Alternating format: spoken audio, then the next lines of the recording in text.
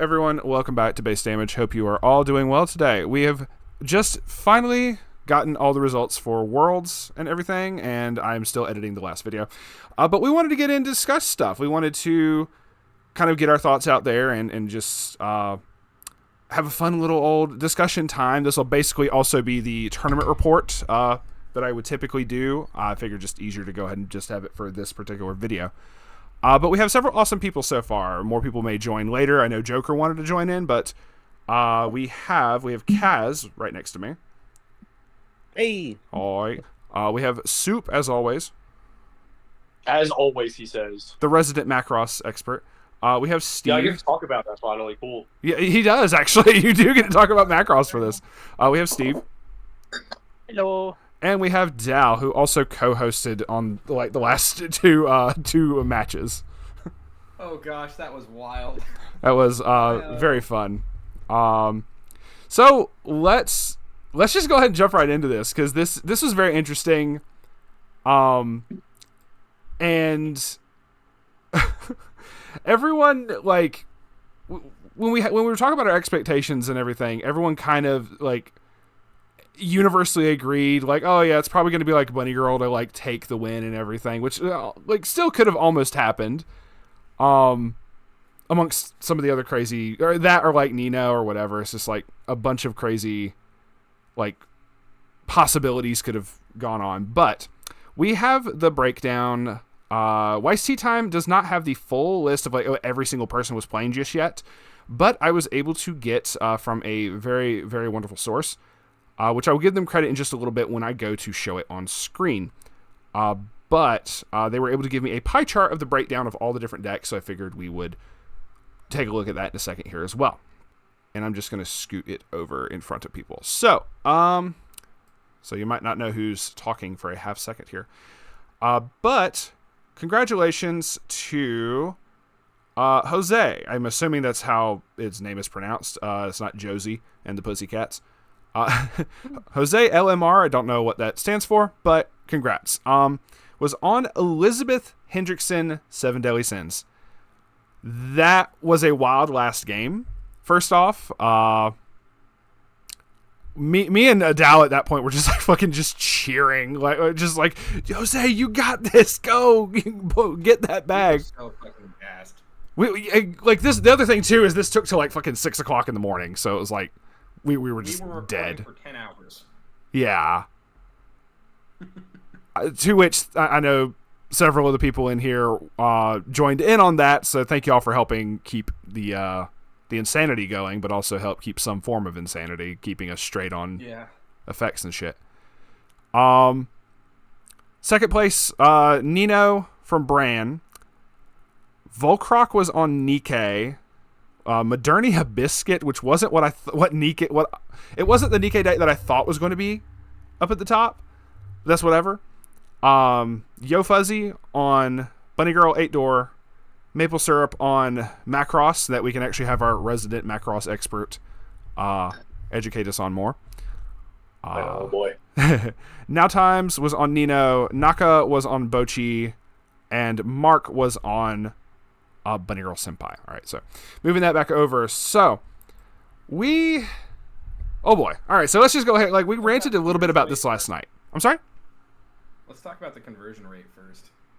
I'll say that's going to be in the overall pie chart most definitely, because it was kind of actually fuck it. I'll just put it on. I will put it on screen now, and let's just go ahead and talk about this. So the one that had the most deck representation was absolutely Bunny Girl Senpai. 60 decks. We had 17 Bunny Girl Senpai, being over 20% of the meta, which is kind of nuts. Expected. Also had 2 decks go into the top 8, meaning its conversion rate was above 10%. For eating its own tail for half the matches. Was it Soup? Half its icy tail. Yes, very, very super spicy. Oh, you're good. I think there's probably something to be said with the one bunny list that did get the furthest, which was piloted by, I think he's Australian, Yo Fuzzy. Yeah. It's actually running 3 of the early play heal, which is like a big flex point of the deck between like usually you see anywhere between 1 to 3, but I think a lot of lists were close to like 1 or 2. It is possible that he leaned a lot more, because I think a lot of players overestimate the reach of Mai as a finisher when it is inherently just, it is still an icy tail. It loses in all the same deck states that would force other finishers to lose, right? Okay. Where all climaxes on top, no finisher was winning in that regard. But if you kind of play it with a lot more sustain in mind, you can compress really well, you can really efficiently heal down, you can play for multiple level 2 turns. And I feel like those type of players and pilots on the deck probably generally will be more and will see more consistent results than haha, get triple my, turbo triple my, coin flip at 3, oh I didn't kill, oh I have nothing. Just like especially into a heavy bunny girl meta, because where bunny girl's almost 30% of the room, having that extra flex space to be able to just kind of heal down even more. Yeah, absolutely. Yeah. Do you think I I am that's surprised true as well. Yeah. I am surprised that the build was on 3, because like 1 or 2 is what I sort of see for most builds. I'm kind of just browsing through the builds that are available. There is 1 or 2 more that are also on 3, some on 1, some on 2, so there is a variance on it. Some are just running other things in that slot, like the Nautica level 3 yellow early play, the like 2 or less climax one. This build's running like a level 2 Kaede twin drive.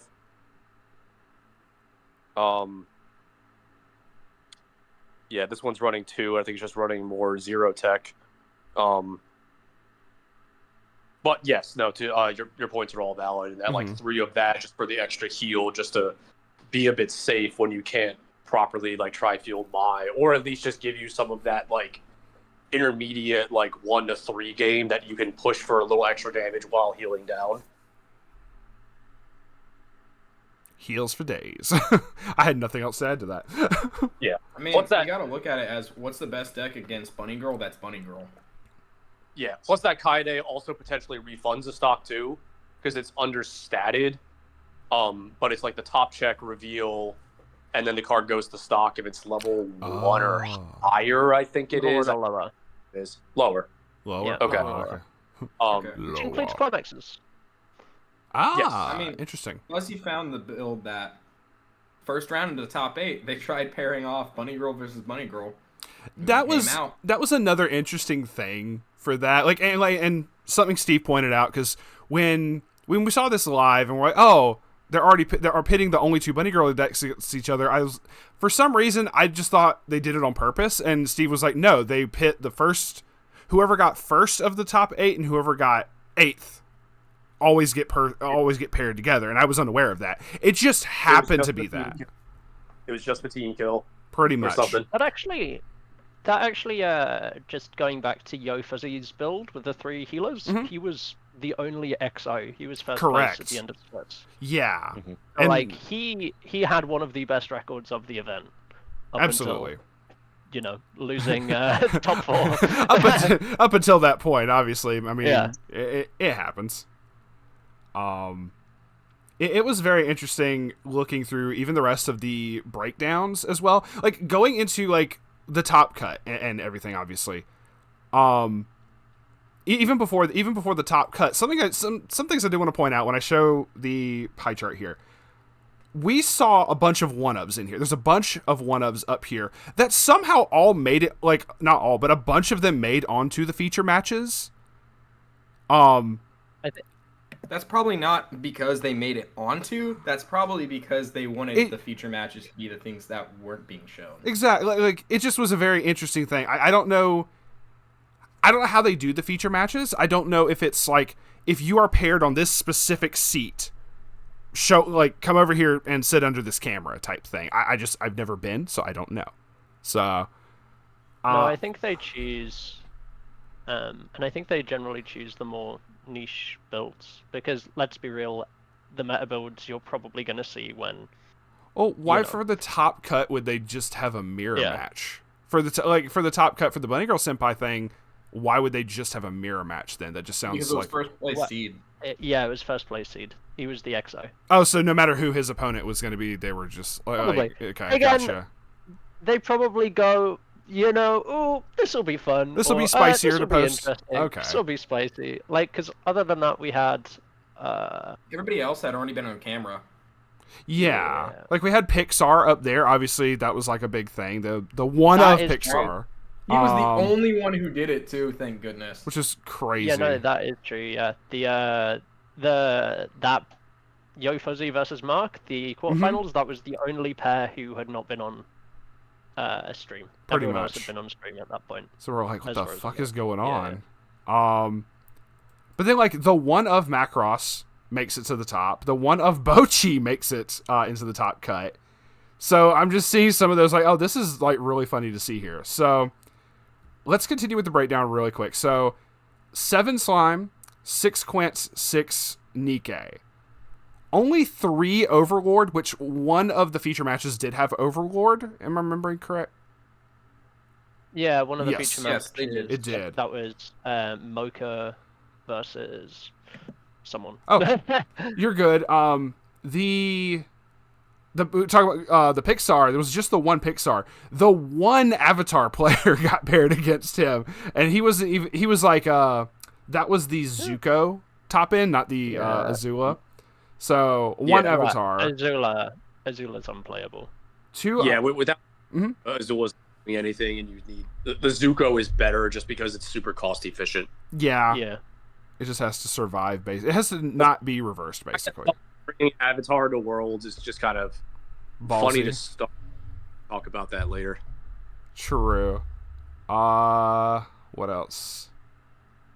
Okay, so the next 4 there was 4 Hololive. No one made it to the top cut. That's totally fine. The That's dead. sad, but that means they played the right girls most likely. Shit, for the you event.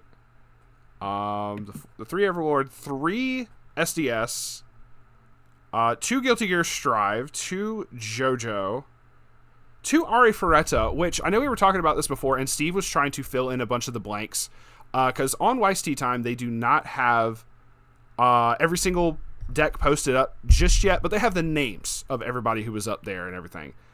Because we had other people. I know Carson. I know Joker would say, give a shout out to Carson up there with the only Tokyo Revengers in the thing as well. We know Riaz went, and you said Riaz should have been on the Ari Ferretta, you said? Yeah, he was on the 2 Soul. I wouldn't say 2 Soul Gold Bar, but Mhm. if it was a different top end, then like I don't know what Riaz cooks half the time. But yeah, it's the 2 Soul is the selling point of the deck. Let's be real. Oh, True. Gold Bar, the standard build with the Shea elbow drop that restands. That's kind of the Porto. Gotcha. He also just posted a video about it. Oh, he did? Oh, okay. Well, you can link it to the link Right? in the description. You know what? Sure. I'll totally use do one that. of those fancy, hovery boxes that you'll get on YouTube to be like, click here. That I've never once done on any of the videos. I will have to find a way. Oh, man. No, that's going to be funny. There was a singular Spy Family. Like, okay, random. I figured it was going to be in there, but still. Bochi, Shauna, the one Shauna player. Macross I said already. SAO, I didn't say that before. Tokyo Revengers. Okay. Yeah. The Shana player was, I believe, Martin, who is one of the Dutchies. Martin? Honestly, I'm surprised Yeah. there wasn't more Shauna, considering Bunny Girl just taking over the meta. They should have been really good into that. But it doesn't do a lot. Like, Bunny Go does actually struggle against it. That's what I was going to say. Did they have, like, any removal? Yeah, they do. They've got a yellow 2-1 that is like Sack Self Bounce. Or they also have a spicy 3-1 event, which is cute. Probably get No, smothered by Gotcha. Repul- like, Dog and Nikke. it's like bouncing multiple is usually pretty tight, especially with how a lot of people play the deck and pilot the deck, I feel. Plus, I don't think Nikke cares that much. Gotcha. Like, there are multiple Nikke top ends which Shauna doesn't actually stop at all. True. And the standby deck, they still have like a lot of removal, so Nikke does not care too much about Shauna's anti-burn because I believe Yuji will not stop the shot effects that a lot things. It matters a bit for Biscuit because Biscuit's more straight burn, but for something like the bar builds that sort of give things shot effects or give things extra soul. Correct. That was something that came up because the UG specifically says damage from auto effects. The shot trigger effect is not considered an auto effect. So Yeah. So There's multiple Let's also reasons not it forget doesn't the work. snow. I'm sorry. The pay 5 stock like pitch 2 target character can't stand in Nikkei. Is and that then they not burn Sin? it with soul. Sin, I think, in the standby deck. Yes. Oh, her. It's a tech. It's the one that won in the Oh yeah, that was that one Nikkei. the one Nikkei dude. Yeah. The Nikkei stream where the game ended super abruptly and the judge was like, "Wait, what?" Yeah, like they were already like really close to time. I think you said that. I think someone said that like he called time. They're like, you got to pick a winner right now, and the guy was like, "Okay, bro, be real. I do this, this, done."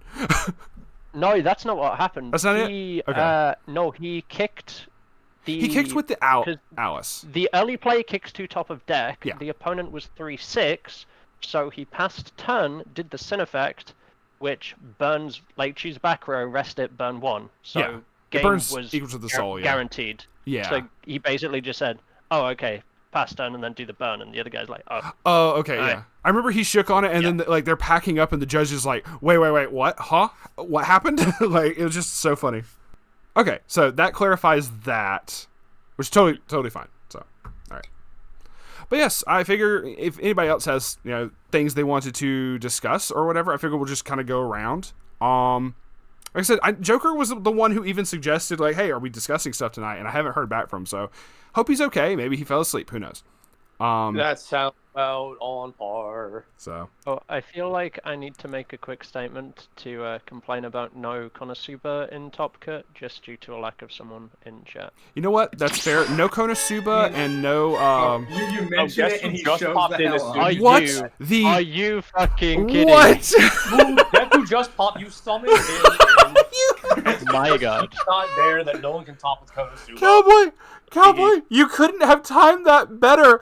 Steve literally was like, "I'm gonna, you know what? It's a shame there was no Konosuba. I'm gonna say it since someone else ain't here." Bam! You showed up. I mean, somebody else is here, and there's a certain deck that's not up there at all that probably needs some unbans. I know, but you were already here.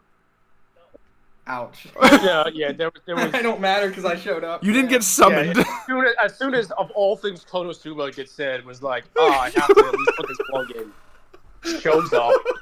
And it's because you weren't there that there's no Konosuba in top 8, so you're the only one to blame for this.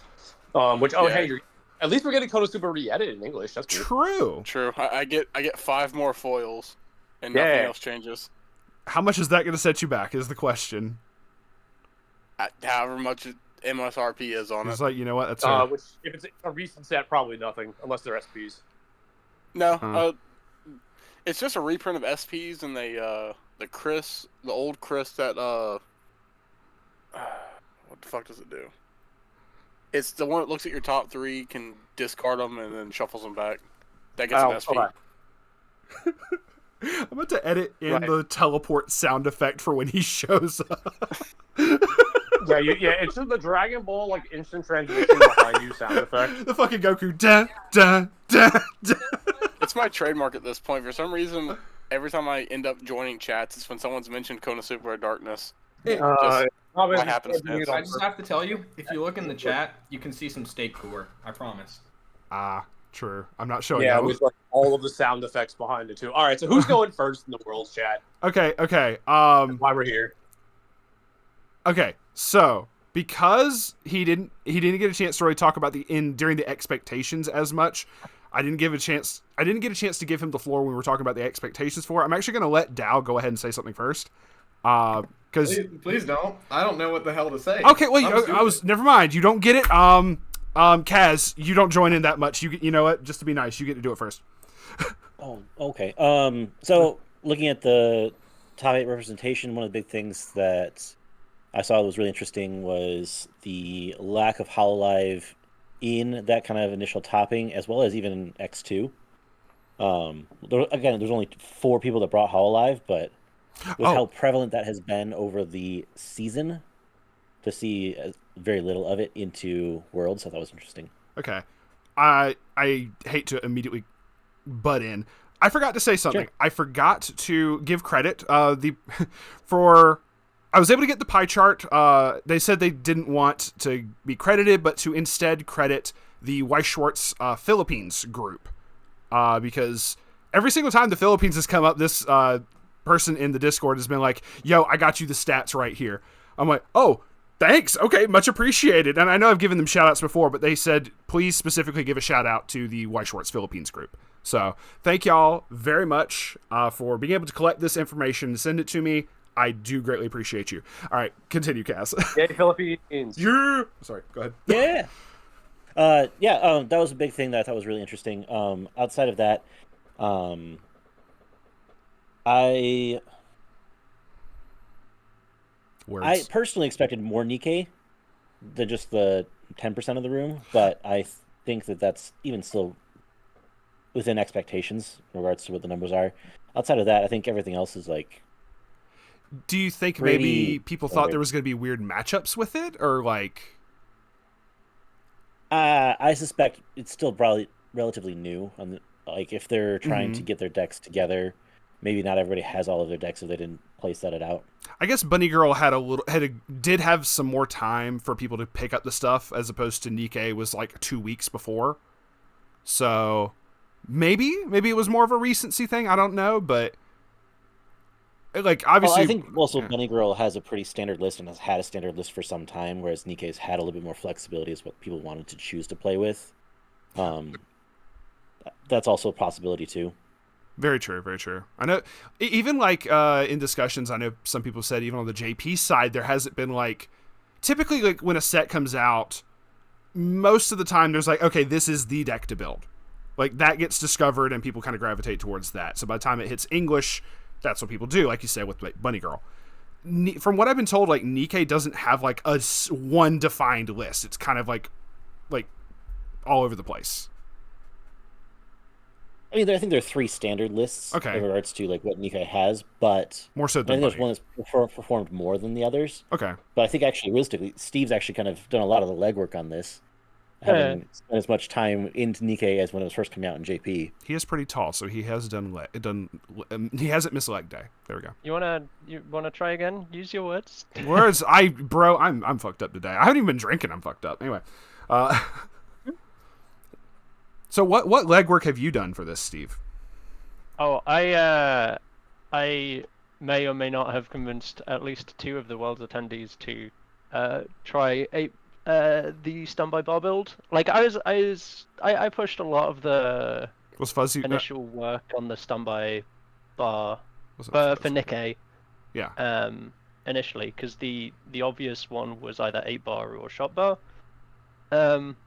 And then just the resource efficiency of standby was such a huge selling point that I know a lot of decently strong players spent a fair amount of time on the deck. Some ended up not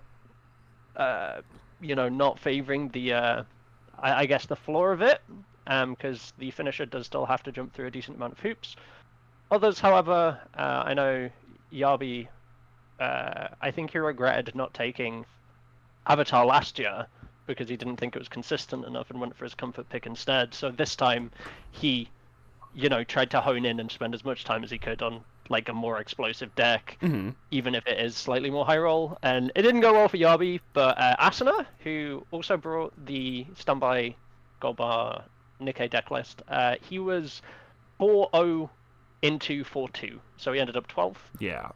But he was going hot.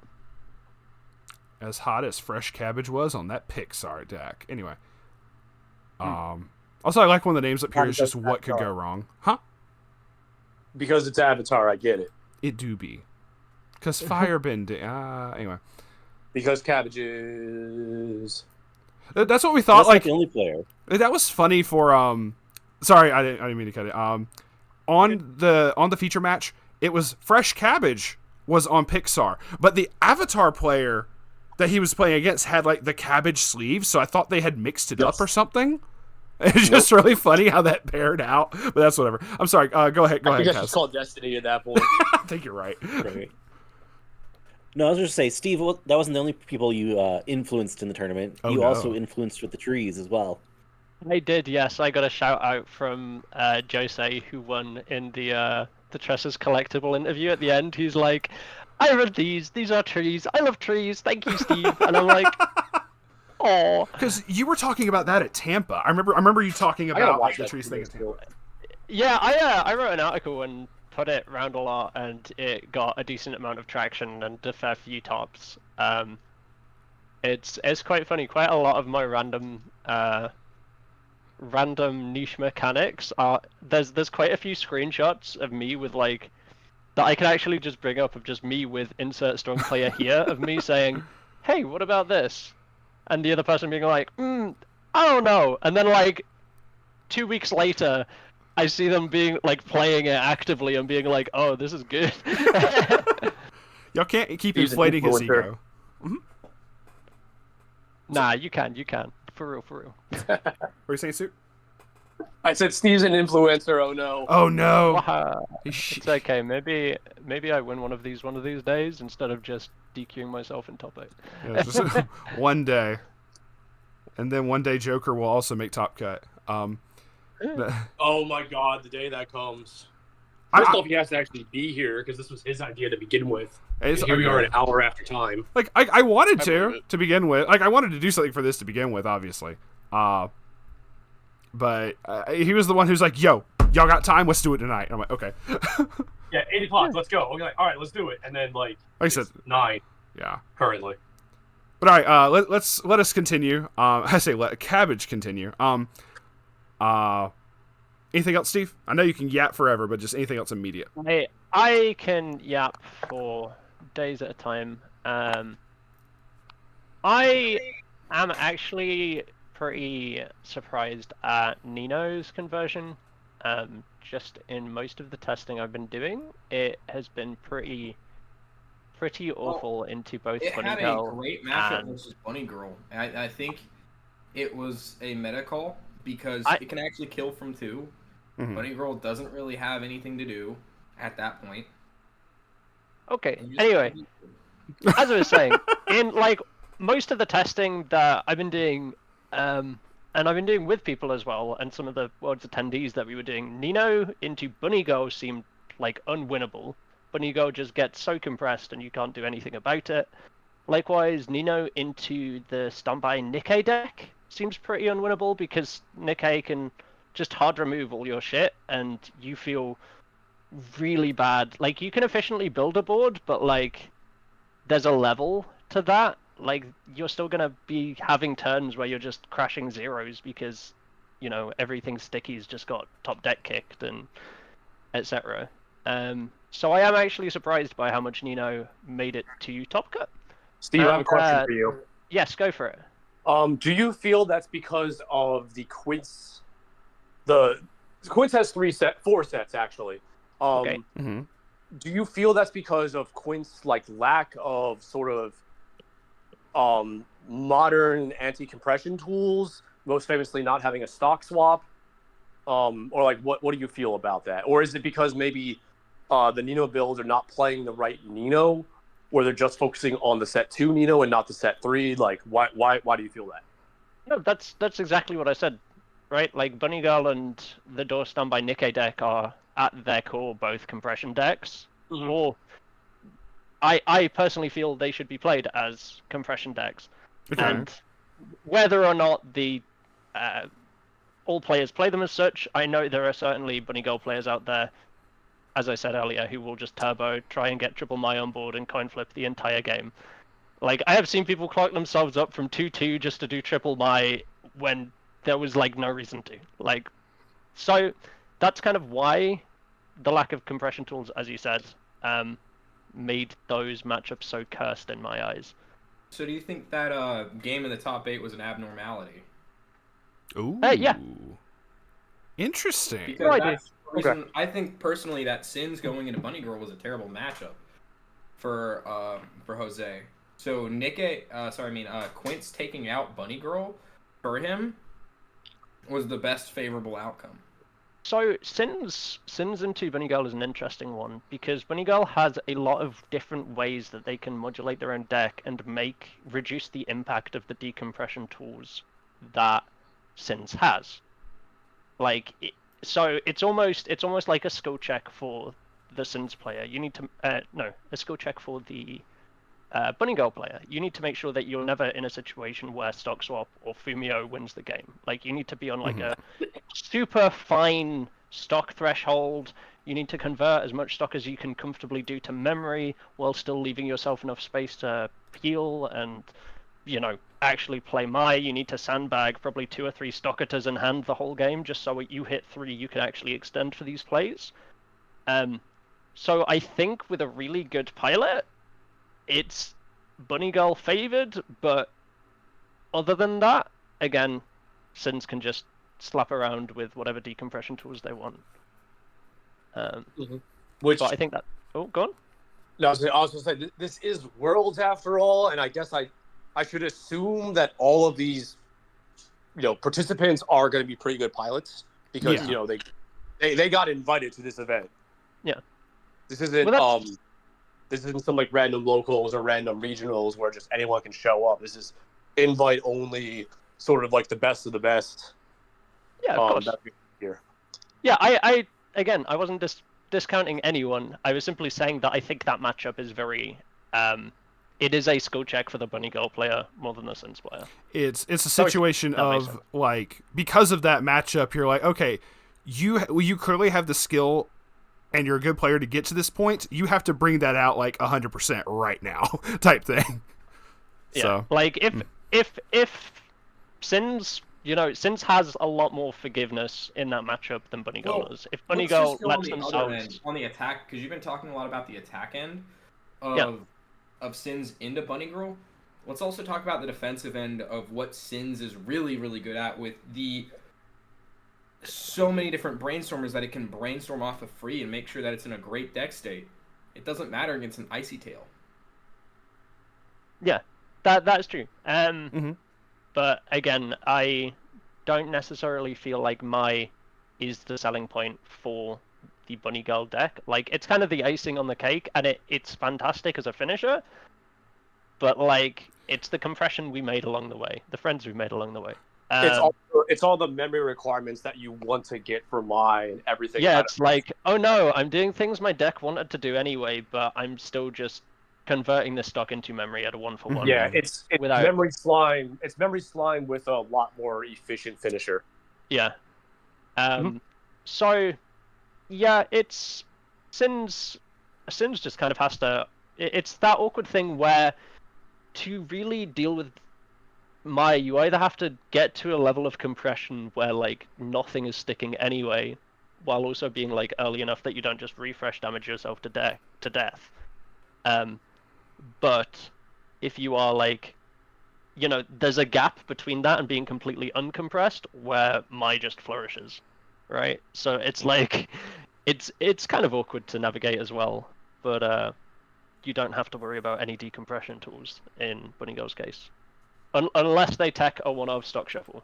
Bunny Girl does have it. I have not actually seen if any of these lists are running a one-of stock shuffle. Yeah, it does. Yep, 3-2 red, I believe. And it is a Mai, so you can grab it. I don't believe anybody's running it, actually. Huh. Nope. Okay. Yeah, I know some people are running the yellow early play, which does have a mill 20 on it, which I guess is a form of decompression. If it's mill 10 on it. Sorry, mill 10. Yeah, it's mill 10, and I did see people run that. I am not seeing the stock shuffle on Mai as a 3-2 on any of the lists. Let me find it. Oh, in the list. Okay. Yeah, I'm not sure. I'm looking at the lists that are available. Like there's the Nautica, there's this yellow Kaede. That's just a twin driver bouncer that people are running. And all of the lists may not have been posted just yet because, like I said, there's 17, and all of the individual lists have not been posted just yet. So it may be also on one of those. Bunny Girl is the most posted of the lists, but we are still missing half of the lists, and Bunny Girl is the most represented deck. So it could be there, but just not what I'm seeing. Yeah, I'm And seeing if it like is there, then it 7. wasn't. I lied. It is not on my. It is a Kaide. It's on play, free play, and also on play pay to stock shuffle. Okay, yeah. I don't see that at all. Okay. Yeah. So, it's kind of funny because in JP, and maybe English soon, who knows? One of the really obnoxious sets that people have to deal with is ReZero, because they have a stock shuffle, which also has, I think it's on play ditch 1, mill your opponent. I want to say 10. It might be a different number, which makes it Okay. like impossible to play around the stock shuffle. Oh Right. my god, Zero, yeah. Except English is not going to have to deal with that deck for at least almost a year. Why would you At jinx this it? point. Emergency because drop they- tomorrow. BAP. Pre-release No, of because they token. just did the product. They did some product announcements leading up to Worlds, Yeah, and right then there before was a Top Cut. stream at Worlds where we got the like Konosuba re-edit, like Bunko 2. We don't have ReZero, so we're basically kind of set it out for the rest of the year. Fucking Imminence we're not and gonna- Shadow. Yeah, the Eminence of Shadow English exclusive, which I think is actually pretty cool. Yeah. Also gives me an excuse to watch that show. Yeah, I know the ReZero deck is incredibly potent still in the JP meta.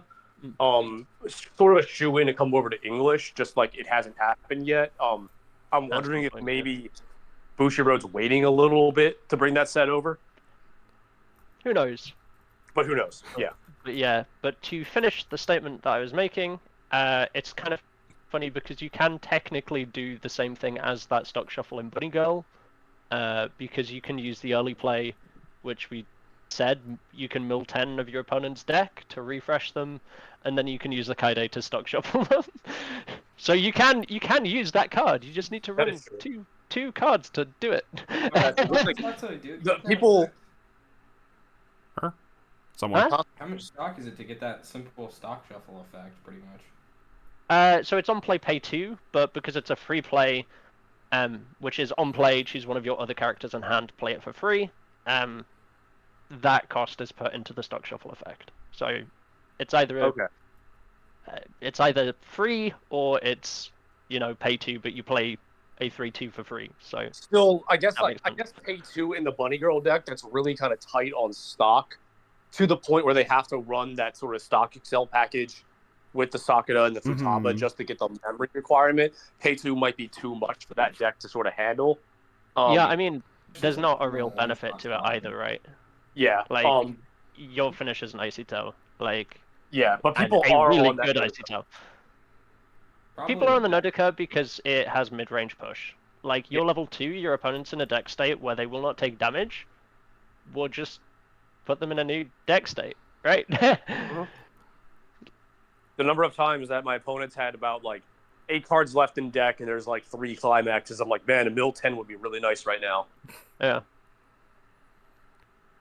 Just like, damn, I need this specific thing right now. Let me just search this card. Yeah. Doesn't Hololive have just a top end that just says mill 20? Yes. Yes. Oh my god, I in love Noel. top end mill 20s. I love mill 20 top ends. Specifically It's so Mill fun. 20. It was out of the premium, the summer live thing. It was Noel?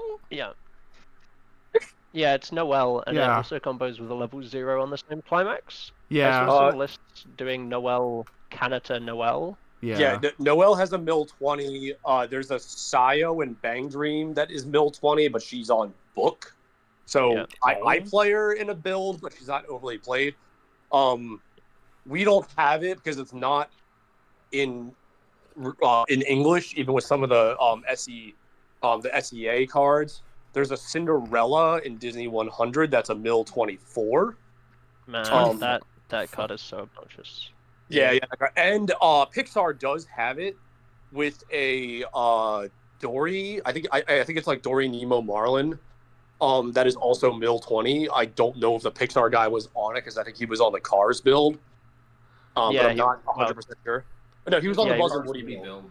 He was he was on Cars and a Buzz and Woody, which that's a whole different beast right there. But No, I believe it was a Woody top end for the Spicy Tail. Yeah, it was a dual top end though, I believe, where you can actually pretty easily choose which top end you go into depending on okay, what your opponent's deck state is. I didn't actually look at the list yet. Let me see. I think that was what I was getting when We saw watching the the spicy Strictly tail. stream. Remember, me and you were Yeah, arguing yeah, over we saw the this. We saw the spicy Oh, tail. yeah, which I is see the it. Brazilian. And we know that it Yeah. had the level 3 because the level 1 has to reveal the level 3 to do its combo. Yeah. Yeah, it's on the level 3. There's Buzz and Woody in here, and it does have. Yeah, it runs both climaxes. Yeah, it's like a 4-1 split. Yeah. But A large it's reason. not none of that's the Dory. Yeah, a large reason that they can do that is just the 1/1, which is honestly my favorite card in this entire set. Oh, freaking 1/1. Guido!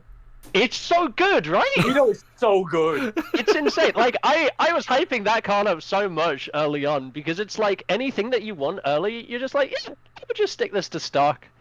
And then late game, you're like, oh, you know, you choice early, you can just put your finishes in there, and then you can put the choice in there, and then you can. Yeah, Guido is so good. I bought Pixar when it came out in JP, assuming it wasn't coming over to English. And when it did come over to English, I'm like, I'm not gonna bother. I'll just play it in JP. But Guido is oh my goodness, that card is disrespectful. Yeah, it's so good. Oh my goodness. I don't know enough. I don't know hardly anything about Pixar at this point. It just means I need to just go like look through the set and just familiarize myself with it a bit more. It does a lot of stuff. It does a lot of stuff, but the Buzz and Woody top end is like that's the card that everyone was afraid of, sort of when Pixar got announced, because it's like Icy Tail for uncancelable damage, I believe. Well, Yeah. it's even funnier because they redid that in Bunko, and that will be coming to English now. Yeah. As a better build, 1-for-1. Yes. I mean, at this point, I don't think anyone's strangers to uncancelable damage. But I'm just saying, no one was scared of uncancelable damage back when it was released in the first deck that had it. Magica. There was a Mami that was, I think, on attack, pay to ditch one, put the top card of your opponent's deck into their clock. And it didn't count as damage, yeah. Yep. I know it was the home run. I don't remember. It was. Clock kicks. There has been really good uncancelable damage profiles that have come out since then. Yeah. Most of them are still locked to JP. The one that I personally know the most is the Hina from Day I Became God. Yeah, there's Hina, there's some other ones which are like burn 3 and anything before the climax you can put Akihiko has that, and I think that Akihiko is bad. It's so bad. I've played the Akihiko enough where I'm like, this finisher is actively bad. There's also Tokyo Revengers as well. Oh yeah, TRV has it? Yep. Yeah. Yep, standby finisher. Standby finisher. Oh, Standby fun. finisher. Okay. Huh. Saikano has it. Yep, Saikano. There's uncancelable damage I everywhere. definitely didn't know Saikano they're had out it. there, but most of them aren't great. The Hina I know is just like the sort of the best one that I know, and that card is absolutely insane. It just needs a lot of setup to kind of fulfill it, but it's sort of like that's what that deck does anyway.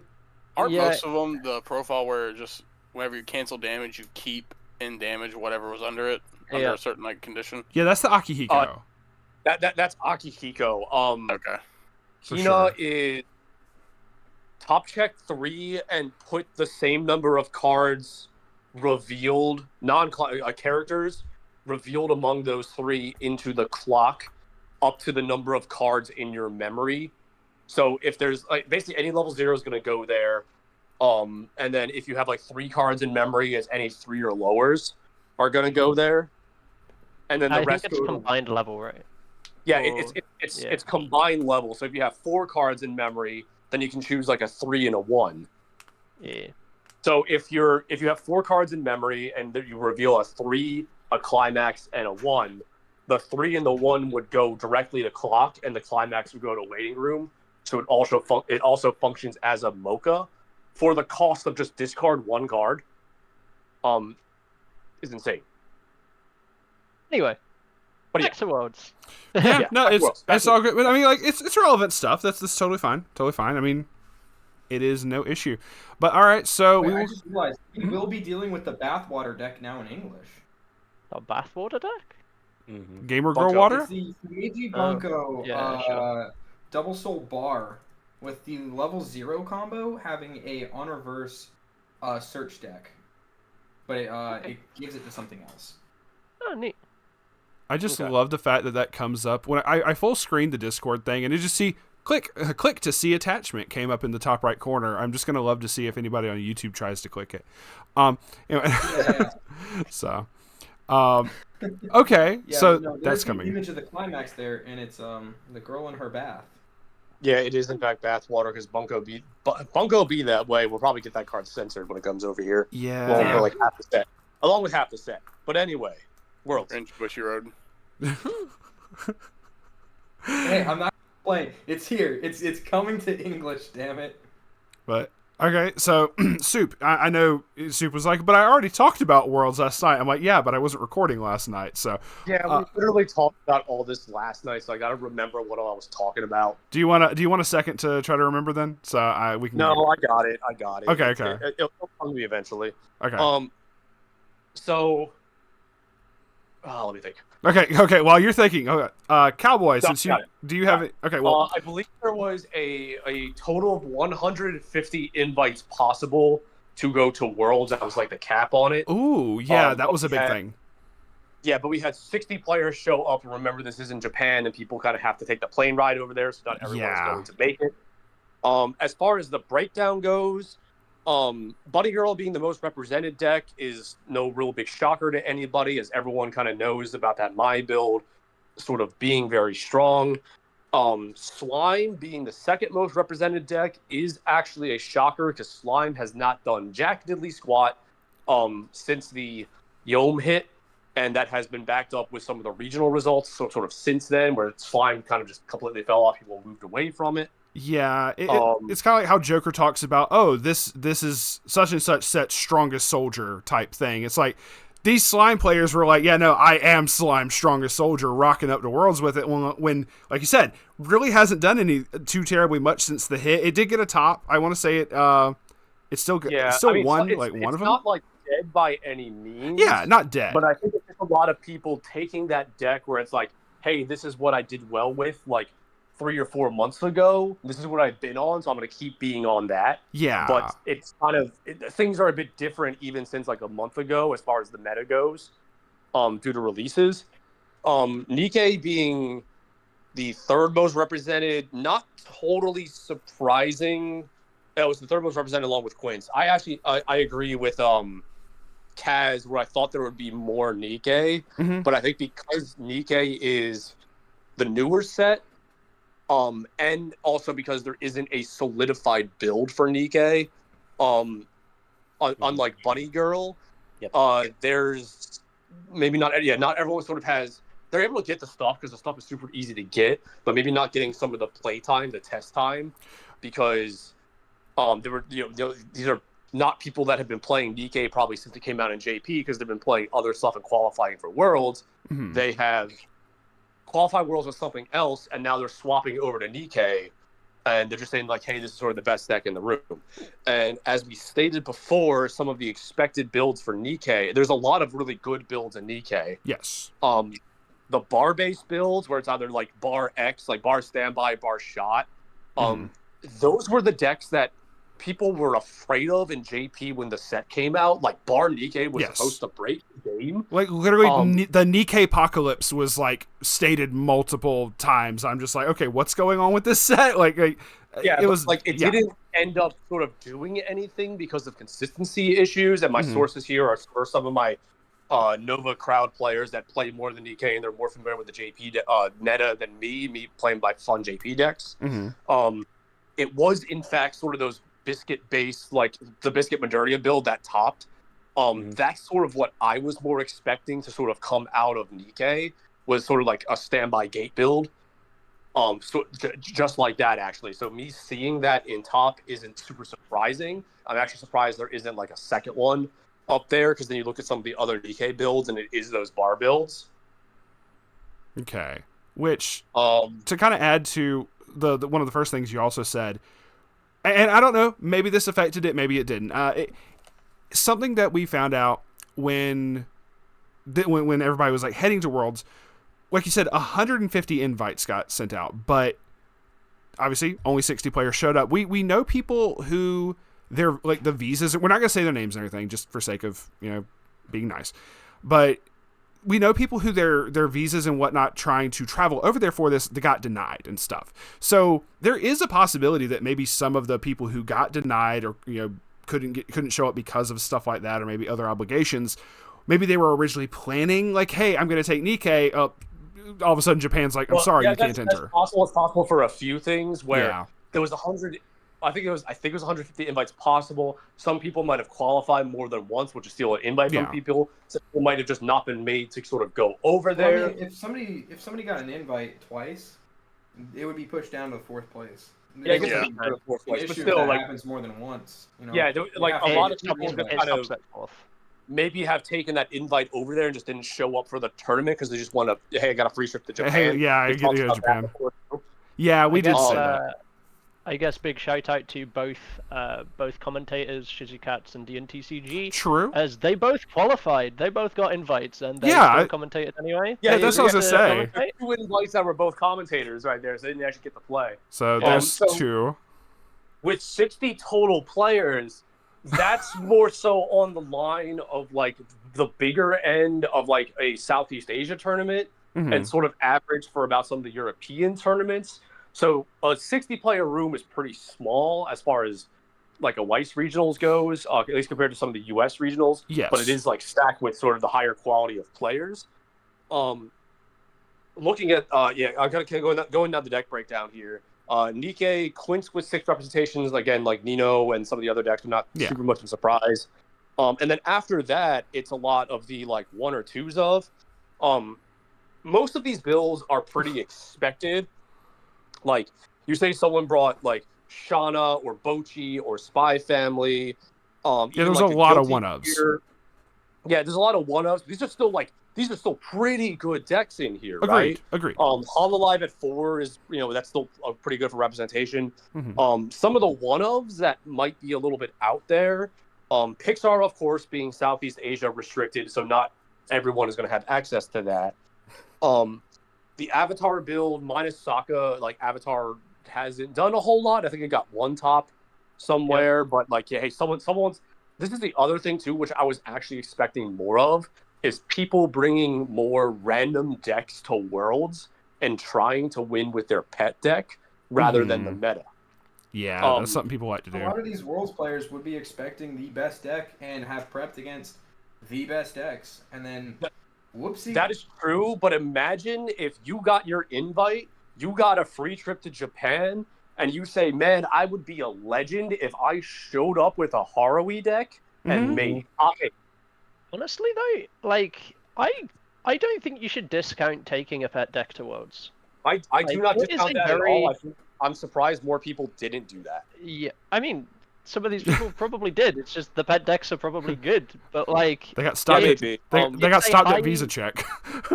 Maybe, but it's a high stress environment. It's like the most competitive Weiss event that maybe these people ever go to. If you're not the most confident person in the world, but you manage to get an invite, thrift all the way, get to Japan, and you kind of pick up this good deck because you think it's good, but you're not 100% there with it, like, you'll crash and burn, or maybe you don't. I'm surprised more people didn't do that, but like some of the choices here are interesting. There is one Sao player that was the Asuna Yuki build, I believe it was. So that's definitely. I mean, that Sao has like a top or 2 every now and then. The Avatar player we discussed before, and without Sokka. He was on stream too, so like, hey, it was getting there. He got his clout, so 2 Ari Fuerza players is also surprising, as that deck is like, it's really good, but it's such a coin flip deck as far as consistency goes because it relies on either doing big damage or canceling. So it's either going to just blow games out or it's going to like struggle a lot. I would assume that like the player that's playing Ari Fuerza at Worlds is going to know sort of how to play that players. If one of them is being Riaz, and we talked previously before we started recording about this has been Riaz's pet deck for a little while, right? True. He's done well with other builds, but he decides he wants to play the deck that he has been the strongest soldier of for a little while. and it doesn't like do all that great, but like 2 people were there with on Ari Fuerte of all things. A lot of the one-ofs are not that surprising though. Some stuff that isn't here that I'm surprised that even as a one-of isn't here. There is no Frieren whatsoever anywhere. That's a good point. I didn't think about that. I was like, wait a minute. Oh, Frieren's not really that good of a deck though. It's had so much representation. It's gotten representation. It's gotten results. It is a popular enough series that like one person can show up with Frieren. Same with Oshinoko, which has gotten results. A popular enough sort of franchise, and like again, that dude showed up with fucking dual laners and Jolene. JoJo. Yeah, there's a JoJo out there. 2 people showed up with JoJo, which like JoJo is a competent deck, and it can absolutely just catch people off guard in the right matchups. Yeah. And TRV is the same thing, where post the slime restriction, and then with the resurgence of Nino not having those compression options, TRV has been a real threat again, because if you play into the right matchups, you're going to be favored in those matchups. So if there's a high representation of Quints, like there was, the TRV guy is going to sort of go into those decks that don't have stock swap, or just like they don't see their stock swap, they're going to sort of get games. So again, like that all sounds about right. Quick side note. Okay. The TRV player, Carson, he has been playing and like won.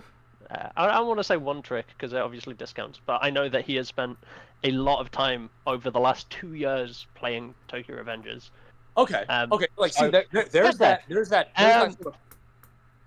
Yeah, and I was going to say the other note of JoJo, the 2-1 combo is anti-name, which absolutely turns off a lot of Albuta. Yeah.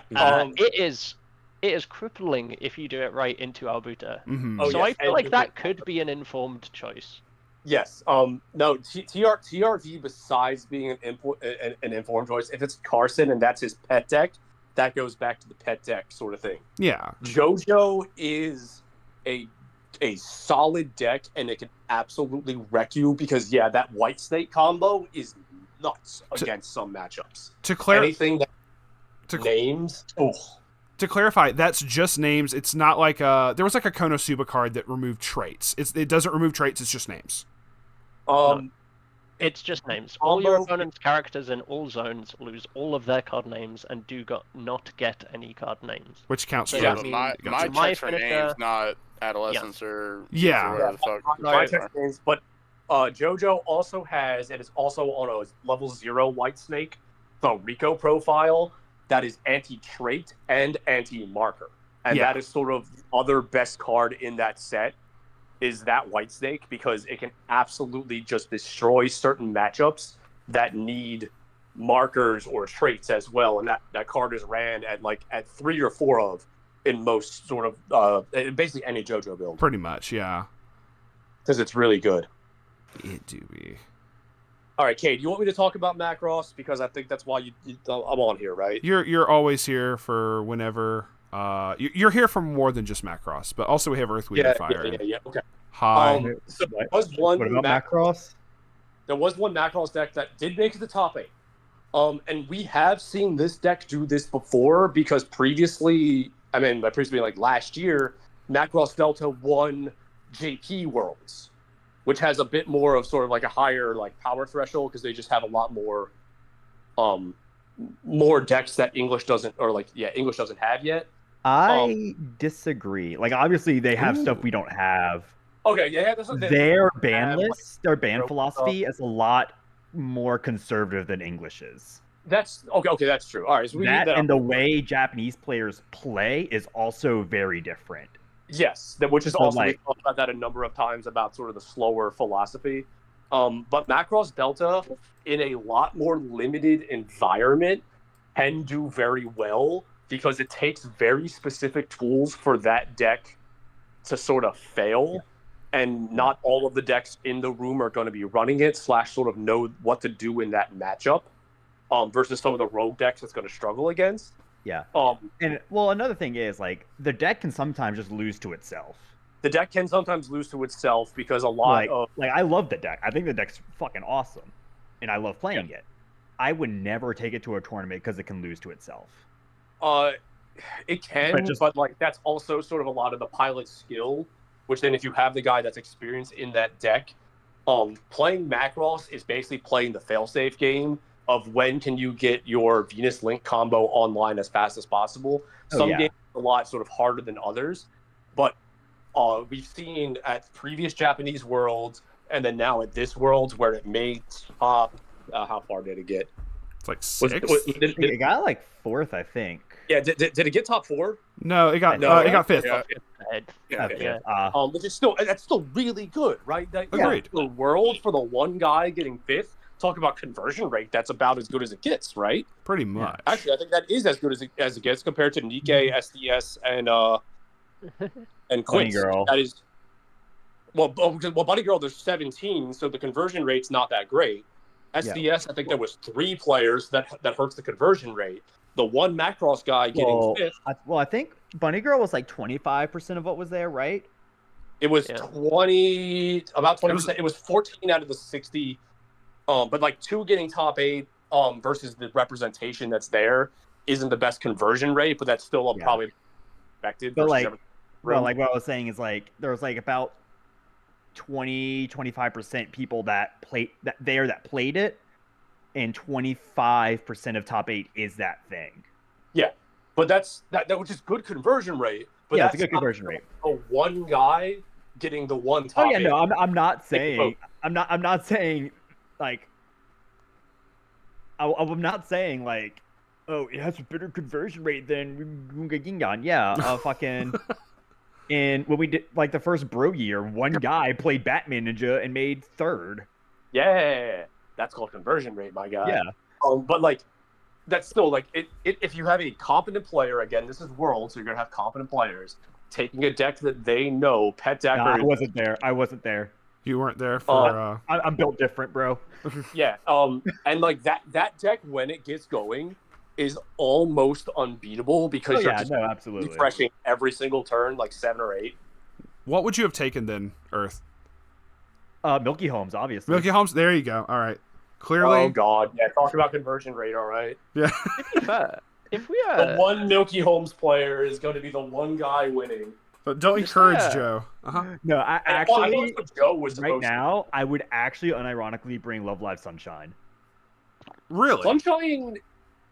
So the thing is like Sunshine, and I have Sunshine players at my locals. Me being one of them, like I have the updated deck, it's so good with just that Ruby, the level 0 options it got with the Ruby and stuff. The Ricky and from School Auto Festival. Yeah. Gotcha. So it's like the Ricky, the level 0 Yo, that's a Rico.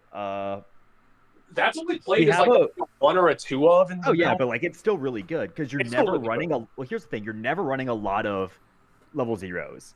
Yeah. So you're mainly actually just using it as like an extender. Just like, all right, this is my second turn at level 0. You beat over my 0 because it's tiny. Well, it has application later in the game too because it gives you a top check. Which that's absolutely. But like you have the 2/1 Rico that does that, and you also have the 0/0 Kanon that sack saves that does that as well. Yes, she does that too. Which like those are all fine cards. I think the thing with Sunshine is that there's a few things with Sunshine. If you have to go from the results to the theory here. First off, it takes that one guy playing Sunshine, which goes back to the pet deck thing of like, hey, because Sunshine has had no representation whatsoever in any of the regionals, period. Even though the deck is absolutely just really, really good again. Yeah. Versus what it was years ago when it was. Well, here's the worst thing about it right now. It has a bouncer, but you can only use it at level 3. Yes. Which kind of sucks. Like if you play against Shauna, you just auto lose. Mm-hmm. Because you also don't have a climax swapper. It does not have a climax swap. Which is okay for level 3 because you don't really care about a level 3 climax combo. Like I run the choice finisher in my deck. The Hanamaru? mostly because it's a yellow level 3 that I can put into my level zone. Yeah. Yeah. Okay. And As you're someone running that- enough. You're running enough choice triggers that your choices are essentially doors. Yeah. From me Uh, and my one friend that is playing Sunshine, the the builds that I've seen is either you're on that Hanamaru, but that Hanamaru is god awful as a finisher because it just spawns itself out, which the deck also doesn't have any kind of shuffle back that most sort of spawn finishers No, it like does not. with. Look, if I I've ever have- gone, like sometimes I'll go into like the Hanamaru finisher, and I'll just like play level 1 rubies just to refresh my deck. Yeah, I Like have just dig through my people- entire deck and refresh. Just be like, all right, I can do this now. I have seen people do the level 3 Chica combo just because again it's a door and it's just like, hey, maybe this will actually work. But because it has to lean more towards experience, they have to Oh, yeah, run no. other cards that are I don't like it because you have to lean towards experience. So you're taking level 3s out of your deck. Yeah. So your which works for yo burners are not as consistent. most builds are just flat on either empty choice or empty door. Yeah. Which is like Like that's normally, fine because yo yeah, is like your- normally my finishing turn is Hanamaru into a Hanamaru, like 2 Hanamarus and a yo. Like that's like Yeah, my but- finishing turn. And I feel that is like very. Most people are not on that. They're just going to be on Chica Yo, and that is still your sort of your finishing package in Sunshine. And none of this is going to be, again, unless you have that one guy with the pet deck, which is this is not in the representation whatsoever. Yeah. Bringing it's like not there. Also, because a lot of the core pieces are 6 years old now and very expensive, as I had to sell off my spare Chicas to one of my friends so that she could have a Sunshine deck with the new support finally. Not a lot of the players going are probably going to be testing it, have access to it. Unless you, again, it's that one guy that loves Sunshine. Yeah, it's me. Hi, hello, yippee, hi, yellow. What's the oldest thing up here, actually? I'm just looking at just thinking of like what's the oldest The set oldest up like here. topping deck. Yeah. Technically, Bunny Girl. Yeah, but it's like mostly if the you new squ- stuff. Like your though. Avengers, right? Yeah, it's mostly new stuff, but like if you squint Yeah. hard enough. Maybe- Yeah, I honestly I was like, look like your it's Avengers, not that's Bunny like- Girl because no one is running the old Bunny Girl stuff. It's That's what I'm thinking. You're but You run I some of think- the old. Aside from, You like, run some some of of the the- old stuff. You run like the You- old yeah. level zeros, and you run But- like the stock gen yeah, package. it's the stock gen, and that's kind of it. And the promo and like the set 2-0. The thing Um, that's Yeah. not after got that- the support in the longest time is got to be like Tokyo Avengers. yeah, I right? think you're right on that actually. It's not had support for He's- a very long time. Yeah, He that's doesn't true. deserve it. TRV Slime, Avatar might be up there at this point. Quince, Overlord. Most of the stuff up here. Overlord stuff has been out for like that's like most of the Overlord deck You is see, like y'all can't. set I 2. can't. Y'all can't say like Overlord and slime and stuff because like to me like I feel like those just got their buffs. Except Yeah. like that free slime still came out like 2 or 3 years ago. Same with Overlord, Yeah, but Trev's You know? like 4 years old? which is 3-4 years old at this point? almost. It's about that. Yeah, it's about that. But that's still really old and has been through multiple incarnations of stuff, and that's all more recent than like Bochi or Spy Family, Shauna Macross, Wait, JoJo. I don't know okay. if Tokyo Avengers has had any real updates since Bochi or Macross The only update that TRV had, and I don't know if the guy was on this. His build I think is on Tea Time. Yeah, Is it's the Dual Laners Parchin. yes. into the What are box his build. climaxes that he's running? It's the the standard usual one. climax lineup. Okay, I think. Some Cool. if you like It's go 2 hard as a pants Pachin, and 2 you 4. do like 8 door. Yeah, No, yeah, only I- JP does 8 door because they update- have access. Yeah, Yeah, because the they got the promo or something. They got Yeah. the like It's like Trad, Dual Laner TRV with just a Pachin package in it. I mean that's standard. Well, you don't though. run the other dual laner. You only run the stock gen dual laner. We only run the one, and the Yeah. builds were Yeah. already watching anyway. The update that they got was the generic, the generic gate triggers that English finally Yeah. got. Yeah, To make that deck sort of like 6 gate with the 2 doors for the Baji finisher. So that way you're not on like empty stock Soul or whatever soul salvage. Soul salvage. That's it. Savage, like the random other combos that like the deck just decided to play, you actually got like plussing triggers off of it, which made that deck see play again in Japan when they got that. But he's not on, so it doesn't matter. That kind of came out with the first Neo Standard Duel, which was 11th anniversary. Yeah, but that was like this year. No, we were on 15th anniversary. You're on in 15th JP, now. my dude. I'm on 15 now. Oh, shit. English. I have like 4 or 5 anniversary climaxes in my Frank's deck. Yeah, Like, they have a few, but English is just now getting those. Yeah, with okay, yeah. The cups. but the deck build itself is quite old in JP as well. Like, yeah, okay. But like that's still, I guess. yeah, that's still about as old as it gets though for some of the other stuff. Okay. So. No, Just, I'm gonna be out there topping with Nisekoi. Trust. You do it. Oh, speaking. English Nisekoi. That's impressive. Speaking of Earth, I need you to do something. Are you gonna be at Duluth by chance for teams? Okay, here's the thing. I don't even know if I'm gonna be able to even do Springfest this year because I got an invite for Final Fantasy TCG Nationals. Final Oh, Fantasy TCG is still going on with invites and nationals. Nationals is probably like North Carolina Okay. too, I'm guessing. probably. First off, And congrats. That's in Yep, congrats. California, and it's like a month before Duluth. And because here's the thing, I was only gonna go to one because it's Dallas and Duluth, and they're like 2 weeks apart or something. Something like that. Yeah.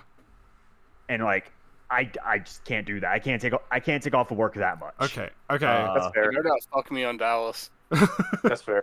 Okay. So So. originally, because like everyone at our shop, I think was going to Dallas. So like that was like our plan. It's like, all right, we'll just go to Dallas because that's where everyone else is going. Okay. Well, first off, If I decide- congrats. But I was gonna have you be like, "Hey, I need you to issue a challenge to Joe for best for Milky Holmes' Strongest Soldier, so that y'all could just play Milky Holmes randomly while we're at Duluth." But we'll have to plan for something else. He for played? that. Didn't he? No, He wanted. Oh, look. He put up a fucking poll You're going to gonna give me a Tampa trio, and was bro. like, Come on. I Out want of the last minute, more like it. huh? Kate, I have a better idea. Okay. Webcam game between both of them. Wager match best of 8. Where's your match bet? Oh God, what are we? fucking, hold Start on, gambling on this shit. Fucking- When Lunchbox is doing like monthly like tournaments and his servers, one of them was fucking like classic sets, and I played Milky Holmes. I think I got second. Oh, okay. So alrighty. So far you have the better record here. The deck was also originally Space Cowboys. I was the first one to play it though. It was the weekend of Seven Deadly Sins release. I went 3-1 with it. Space Cowboy played it like the next weekend and lost every round. He got so mad he just gave the deck to me. Oh God. That sounds about right. It's like a perfect deck to play for this shit. It is. Yeah, I got to figure out Springfest too because I don't know what I'm doing. The Philly Regional is the most convenient for me. Yeah. AK, you are going to be joining us for that, yeah? So that was literally Nar saying shit, and you were believing him, which was your mistake to begin with. He was Because he's like, gaslighting "Oh, you. you're going to join us, and I'm we're gonna say, all I'm going to at play fault. Windex." And I'm like, "What the fuck are you talking about? I have faith in my friends, I thought. I guess I shouldn't, huh? You believe in the heart of your cards. That's the wrong game, my guy." They goal bossing. Big Yeah, girls, you just gotta prove that your waifu's better than your opponent's waifu, bro. Yeah, Sure. no, because but like Philly, I probably can go, but I need to make sure that people in my area are okay, which no one has said anything yet, including absentee ballot tier Joker, as far as what they're doing for Philly. I was also waiting on other games. I was waiting on the announcement for the WeCross, the next regional for that, because I missed the previous ones in Dallas and Vegas because I didn't want to fly out West Coast, and they announced it, and it's back in Houston, which isn't any better than Dallas. So I don't know if I'm going to that. So I'll probably just do Philly instead. That's fair. And it is a lot later than it was last year when I went last time in Orlando, which was in March. So like, that's probably not happening. I'll probably do Philly, but I have to get sort of the team solidified. And I need to sort of hear from people in my area which the ones that I'm sort of unsure on are like some are like basically everyone is going to Japan between now and Philly regionals. So a lot of them are planning for Japan first, and then they'll figure out regionals afterwards. That is very fair. Understandable. And Philly regionals like what, September? I had to look at Right? the schedule again. I do not I remember. think it's September. Like Georgia's like a month before it. Yeah. I might be back to work when it Georgia's comes in to August. September. Yeah, I might be back to work, so I need to see where that fits in my work schedule. True, because work schedules is very important at this. Yeah. So we might do that wager match. Don't know. We'll get back. We'll have to come back to that at some point. I will let Joe know about that. I'm down anytime. Just not at the Money, thing, money, so- Milky Holmes v. Milky Holmes money match. Anyway, we were talking about Worlds, and then this It's guy fine. shows up here. It with is fine. Love Live Sunshine. It was like, yo, where's the Love No, Live Sunshine? there is Right. there is no Love Live representation here. I never said It is anything criminal. about that. I said it's because I wasn't there. I'm built different. I'm bringing. Well, you're built sunshine so and cleaning different house. that you didn't. You're built so different that you didn't qualify for Worlds to bring Love Live Shut Sunshine to get Yeah, your top 'cause you- 8. So what are you doing? You're built so different. You Getting qualified for top another one to game. Fucking Final Fantasy. Yeah, I was say you qualified for Okay. another game. Man is popping out here with Sky Pirates. Actually, I don't know if Sky Pirates is still meta in Final Fantasy. I don't think they No, are. Sky Pirates is not meta in Final Fantasy right now. Meta Okay. Final Fantasy right now is Knights. Ooh, okay. Knights, Final gross. Fantasy 10, and I'm out here Oh, I was about to rocking say, I fucking Final Fantasy 6 party attacks. Yeah. Oh, okay. That's cool. Okay.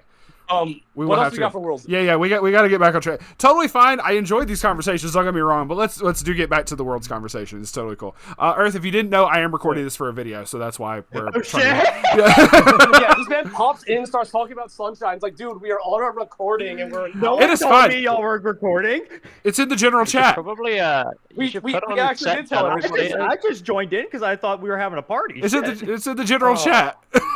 You should have There you said go. like, Eric hey, card Earth, player, shut the Eric fuck not up. reading. You're No, not, you're You fine. assume we can read.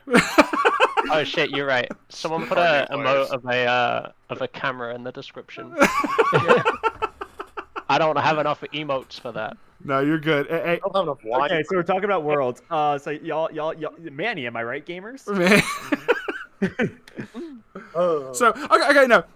I do want to go back to saying something for this though. I want to go back to congratulate the 7 Deadly Sins guy again, Jose, who won. Not trying to say because of it being 7 Deadly Sins, but he was basically on camera 3 separate times, and you could see the. And I'm certain this would happen for any player, but this man had another level of just hype every single time he won. That I was just like, damn. So many I ties want- in chat, too. Yeah, I'm like, Fucking rooting this man So on. shout out to him for like grabbing like searching for like 2 or 3 Rickies. yes, he like, man, Just I saying, am. like, you're not going to level lock me. I am going to kill It's you like next turn. it was absolutely legendary. Like it's like I am pushing myself to 3. It is happening, and he just fucking took the dude from it was like 2-4, 2-5 or something like that. He's just dead. 4-2-5 to dead. Like Just some extra like context for Jose. So at the moment, Yeah, I like don't know how to the pronounce pinned it. post, it might have changed, but his pinned like tweet on Twitter was basically saying like, "Holy shit! I just won a regional. I qualified for Worlds. This Yeah. is like the happiest day of my life." Which is obviously, I'm Yes. assuming, dated now. Yeah, true, Age but like Yeah, it works. I don't know. I was gonna reply to it and be like, does this still apply then? Like, Nice but I also little gather that before he won that event, he was going to quit Weiss. Like he was actually we got it for the long run now. He had given up. Yeah, Yeah, now he's back in. and It's like now he's got like a an free abusive invite to next relationship. year. He literally has a free invite to Worlds next year. That's a good point. They sprinkle a little bit of happiness before crushing you down. I didn't think Yeah. about that. I didn't think about that. Like if you get first place, you automatically are in next year, right? Yeah. I didn't know. I forgot about that because I remember Ben said that Ryoshin Steve had Steve, his, yeah. from the year before. Okay, no, that's fucking hype. So he gets to try again next year as well. But like when he won and he fucking like He Yeah, popped off. that was he popped the fuck off. When you see it stuck, the damage stuck, he won. Jumps out of his chair and it's just like fist pumping, just like the air, just absolutely that level of joy. I was so happy. Like everyone in there obviously was like tension was high, but you could just see this man just like crushing diamonds. Like he was. There's two sides of it: either unexplainable happiness or just tiredness. Or it's so back, or it's so over. One or the other. So I was so ecstatic to see that. That's just something I just wanted to say for that. Like, congrats to the dude. The level of excitement, like Dal said, just I can't read Spanish. I don't know what Spanish says, but when we checked the chat, it was just full of nothing but Spanish. Just them cheering him on. It was great. So, just kudos. Also, I just want to webcam makes everything like 10 times harder. 100%. Like people don't understand. Just being on stream makes everything harder. Oh yeah, it does. Like we talked about that with There's so round much one. pressure. Yeah. The pressure Because will not get only to are you. you playing like a serious, you're gonna have people critiquing every move you make, like during the game.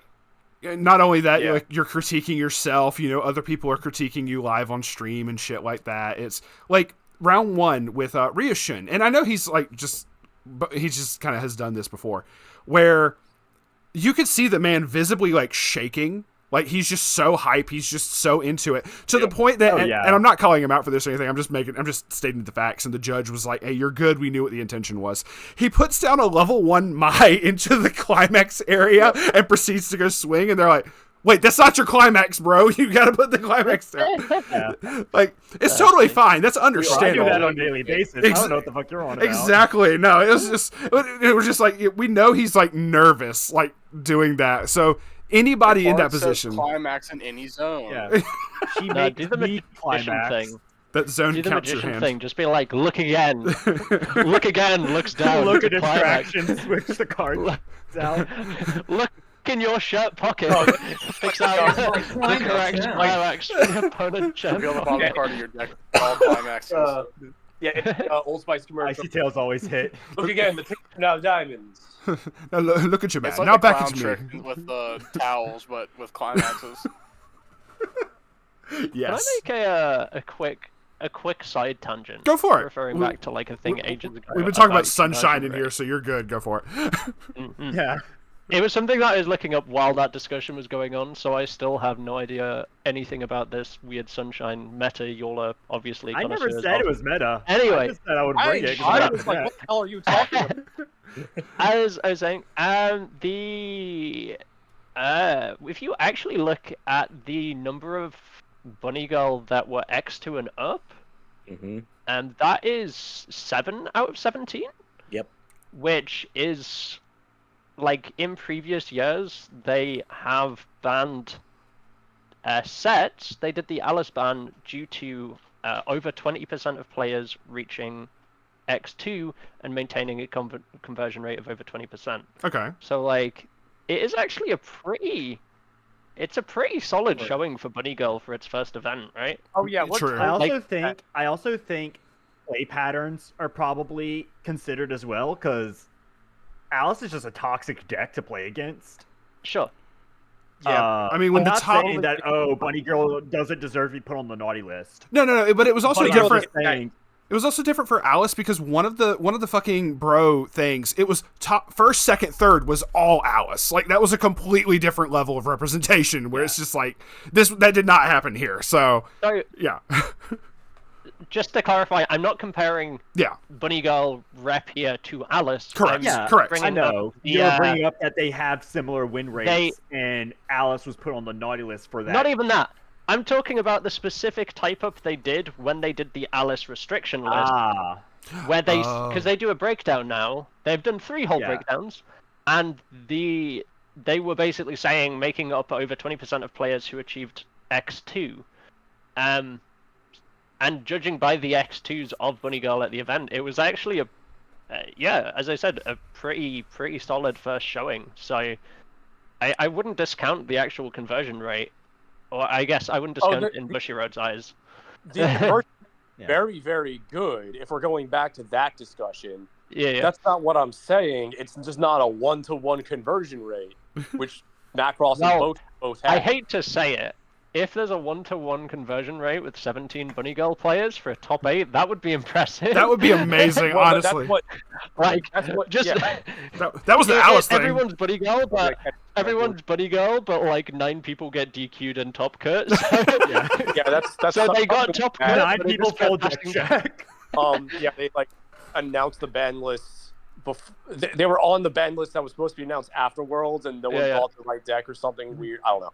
Exactly. No, Mai is absolutely getting hit probably after Team League because I think they want to give the Summer Team League enough time for things to kind of. Yeah, they want to sell the deck. Yeah, absolutely. Because Yeah, well, just having the one. Very good arguments. They've already Dash get hit again.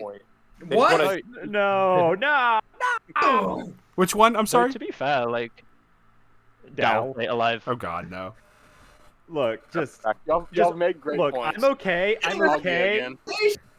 I'm okay with Karumi That's a being at stray. 2. Unrestrict everything else, please. Oh God, are we back to this conversation again? I have to have this conversation every goddamn week. Sorry, my ears on the back. Everything Was that Kaguya. Kaguya was players that deserve to Karumi? suffer. Was that Karumi to 1? That's what I heard, right? No, it's Karumi's 2. at 2. No, I'm saying, yeah. No, the yeah, we suggestion is should put Karumi to Karumi 1, to right? 0. We should put Karumi to 0. Ah, yeah, you're right. You're Yeah. right. Even Karumi- No. Anything with Go back- Karumi on the card, Unbanned we should entirely? ban He said- because she's It does worst nothing. girl. He's saying give it Karumi Ayame can go- treatment.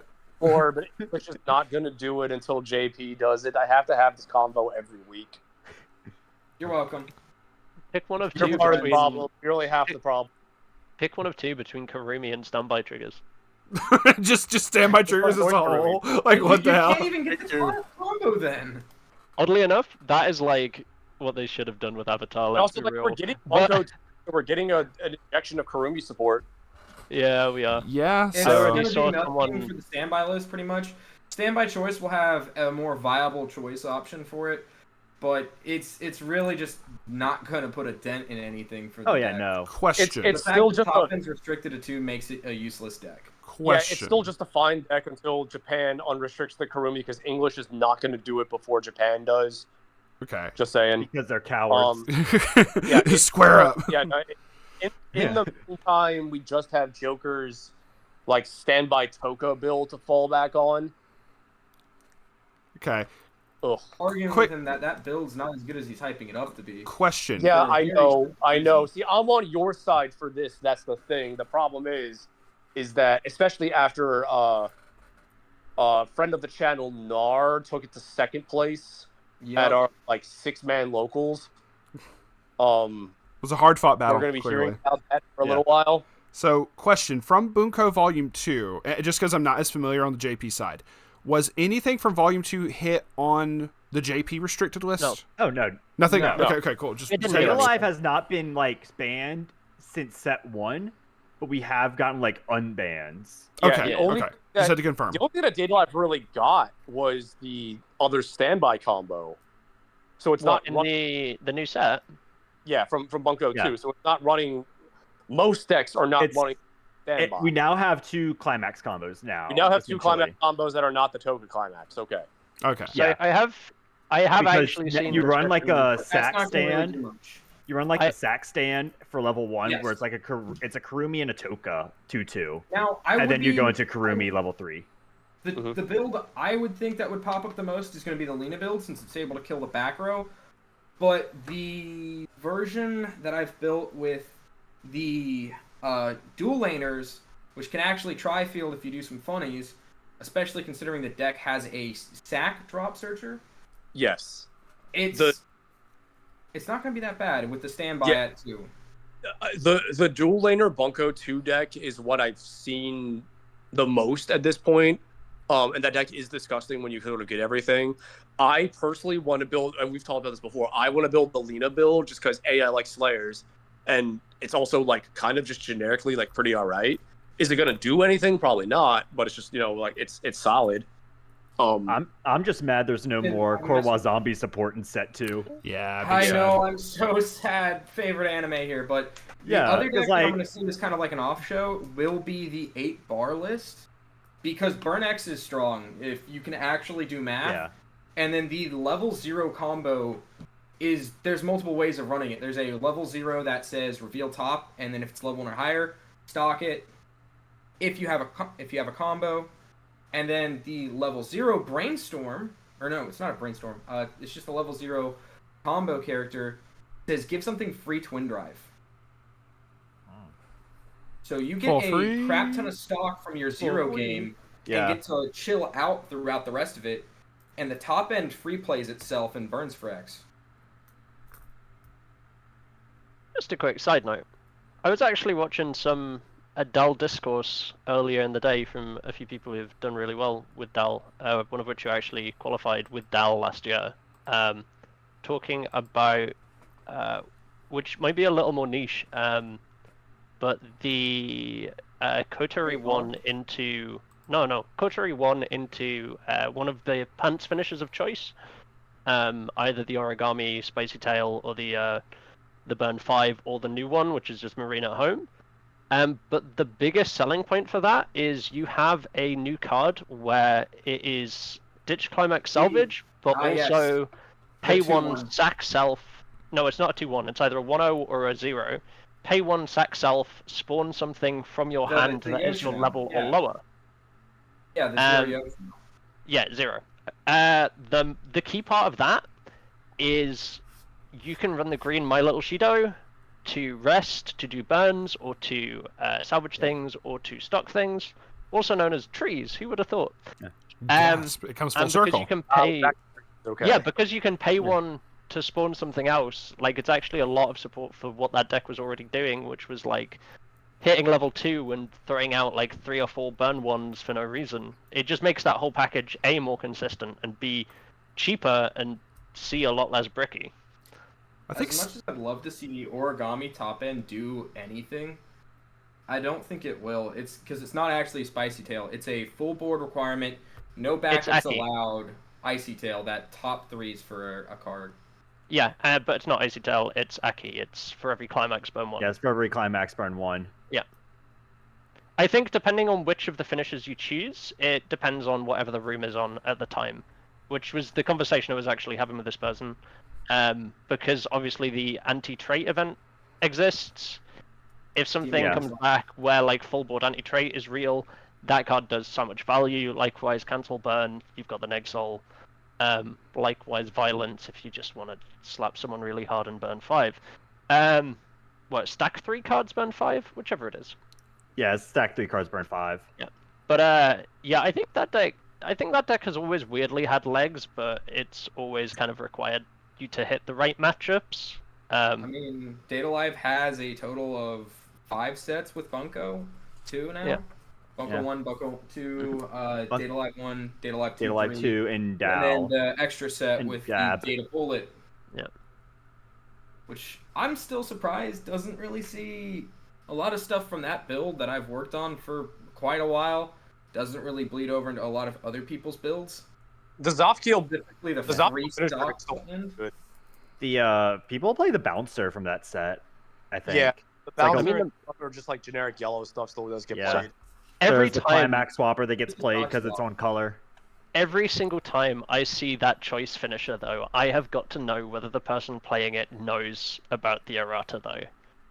Ah, yes. Which I know. I know strong players. I know strong players who were playing it because it's like a pet deck. They never took it to a serious event, but they were taking it to locals, and not realizing that that finisher is actually so much worse than like it actually is. Yeah. For everybody that's watching this recording and doesn't know, the Kurumi 3-2 has an errata that says the wording of the actual printed card is give something 1k and the following ability at end of attack, pay to pitch 1, tell them to burn X, where X is equal to a level of a card in your clock, +1. The thing is, those 2 lines are supposed to be separate. The 1k is supposed to be given however you feel, but the Kurumi that's swinging is supposed to still get that end of attack effect, regardless of whoever gets the 1k. So what does that mean? It means that you can't swing 3 times, go, oh, you're X 3, away 4? from death? Burn 3, this, 4? burn this, okay, burn 3, burn 3, burn 3, or, oh, you're still 3-0, you know what, I'm not going to pay 6, pitch 3, I'm gonna just just wait till next turn. Yeah. Like it's actually a shame because I feel like with the other text it would be like it's genuinely a lot stronger. It's genuinely stronger, and I would think that it wouldn't be too much pushing the envelope because it is an end of the attack effect. But I mean, you're also not playing it in standby. Yeah. Somebody could rest counter you to stop that too if they start seeing you stack. So there are ways of dodging that kind of strategy, but last lane my gets unruly very ass hit. playing fucking Goblin Slayer and playing bounce counter. What else do we have to say about Worlds? Because now we're getting into Dal. Oh yeah, you're right. It's all We're good. supposed to be talking about Worlds. Oh no, wait, I can tie There it was in. no Okay, Dal, I can tie it which in. surprises Listen in. me. Yeah, there was no Dal at Worlds. There we Dal. go. Now we can continue talking about Dal. Shit. Yay. Thanks for keeping us on track, Steve. You're just, just anyway. Tries his hardest. He just very much, but it always involves trees for some reason. No. I fucking love trees, man. Spoken like a vegetarian? I don't know. I don't know. Plant trees. Stop global warming. All right. You heard it here first. But yes, I guess to get back on track. So thank you very much, Soup, for helping us try to keep on track here, because we will very much just tangent fucking all day. Yep. We will happily talk about 15 minutes and tangent for an hour and 45. It's all good. We will hop on the Dow and other stuff discussion in a second here when we end up wrapping up the video in a little bit here. I figured let everyone do some closing thoughts and everything for the wrap up real quick. I was super hyped watching this, staying up till fucking like 6 a.m. I ended up only sleeping like an hour and had to continue like the rest of my day. So the next day, sleep deprivation was insane. I popped in for a little bit on the Pixar match, said, hey, I'll be back later, passed out, and then I woke up in the morning when they're doing the product stream, and I was like, oh, cool, we're getting, and then I'm out. Again. This fucking liar over here, dude. Too true. So that was wild. So next year, Imminence and Shadow is going to be topic. No, I'm just kidding. That's going to be great. It might actually. Who knows? he's declaring it now. But yeah, I figure just down the line, just everybody. I say down the line. I can't really see what the line is right now.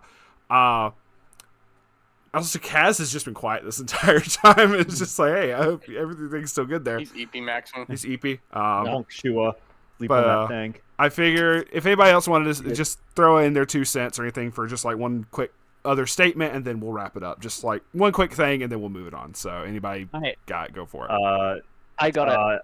I can't believe this is the one product stream I decided to skip because the last couple were so ass. And you missed. And then I wake up tomorrow morning and it's fucking Konosuba, fucking Fairy Tale, and how do you think I feel, bro? Shadow. I know. Except Fairy Tale. It's not even it's not 100-year quest because we're gonna get it though. Eventually, we're going to get it, but I had probably we're gonna get a Chronicle set. We're gonna get a Fairy Tale reprint probably.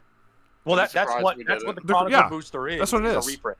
Yeah, that's what I'm saying. Because we're getting a reprint, that means we're probably getting 1,000-year quests. Yeah, with like more foils and shit too with that. It's a one of every single card in the set, and they all come foil in the Chronicle booster. They MSRP for about $200 or $300. Yeah, it's gonna be wild. Yeah, but that's not an accessible reprint.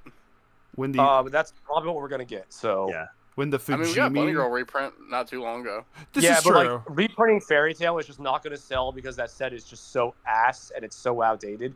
I mean, you do need some of the cards from that set. The only card that you really need is the only card you really need is Lucy, the Lucy level 0. That card does not exist on the secondary market. That is true, but like that's how the secondary market be. And you just reprint it as like a promo, like a box topper promo or something, or give it out. Or like a tournament or like shop promo. It happen. I don't think they would, but hopefully, maybe.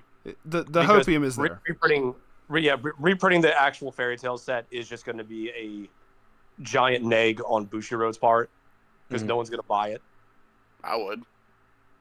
I would. Does have some funnies that do things, and I mean, you have decent cards in it, like they're Lucy centric. Mm-hmm. There's one decent card in it, maybe two, and the set is like 10 years old at this point. Level 1 tap counter. If someone buys that set expecting to play Fairy Tale, just like your generic new player, even someone hunting for SPs, they're going to be sorely disappointed and no one's going to pre-order it, so it's not going to sell, which is sort of the other issue with some of those reprint sets. But I think that's why they're giving us the Chronicle set, because I don't think Japan even had a Chronicle set for Fairy Tail. This is an No, they English. did not. Yeah, They did this not? is like Okay. an English only thing. So this is basically the Fairy Tail reprint, and that like, hey, here's a Chronicle set. It's going to take that very special person to buy it, but it's like it's them saying, hey, we reprint Fairy Tail, so there's no reason stuff should be this way on the market, because just buy the Chronicle set and crack stuff open, which they're not. I mean, the problem still remains that a card is super limited. That's like really, really good in the map. I mean, like in that set. But yeah, but like that's basically every set that gets new support. if they just make a talking PR, it fixes the entire situation. But I don't believe Bushy would ever do it.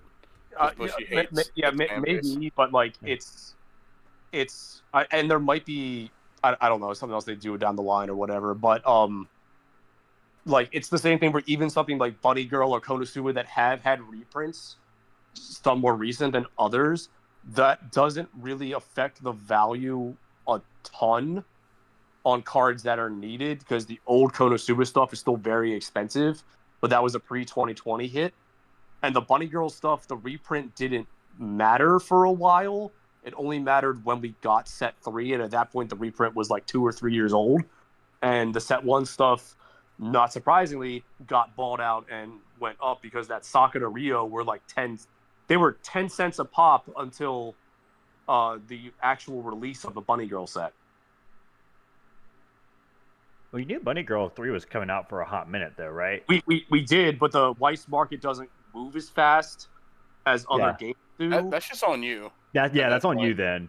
And Oh, no, also, it's not if you on see, me, hey, we're because I already reprinting have- fucking I Bunny already have Girl, these cards. Pick up the Yeah. cards that you need. The problem is that if you weren't playing during that time, like you do not have a way to get to these cards for some sets. Like some of these older sets, they don't exist. I was playing during that time, so is that on me or is that on you for not playing during that time? It's not. it's not on you because like that's a kind of our like an state SOL barely kind of has, thing. like a Weiss scene. So like us getting cucked by Bushy never like when they make a new set for a property, not like re-releasing it, isn't fair to people, because Bushy does nothing to promote their fucking shit. That's true, because they promote it. They just promote Weiss in their Vanguard commercials. except like Vanguard doesn't get promotion anymore anyway. But Exactly. anyway, we're supposed to be talking about Worlds, but you guys get the topic, goddammit.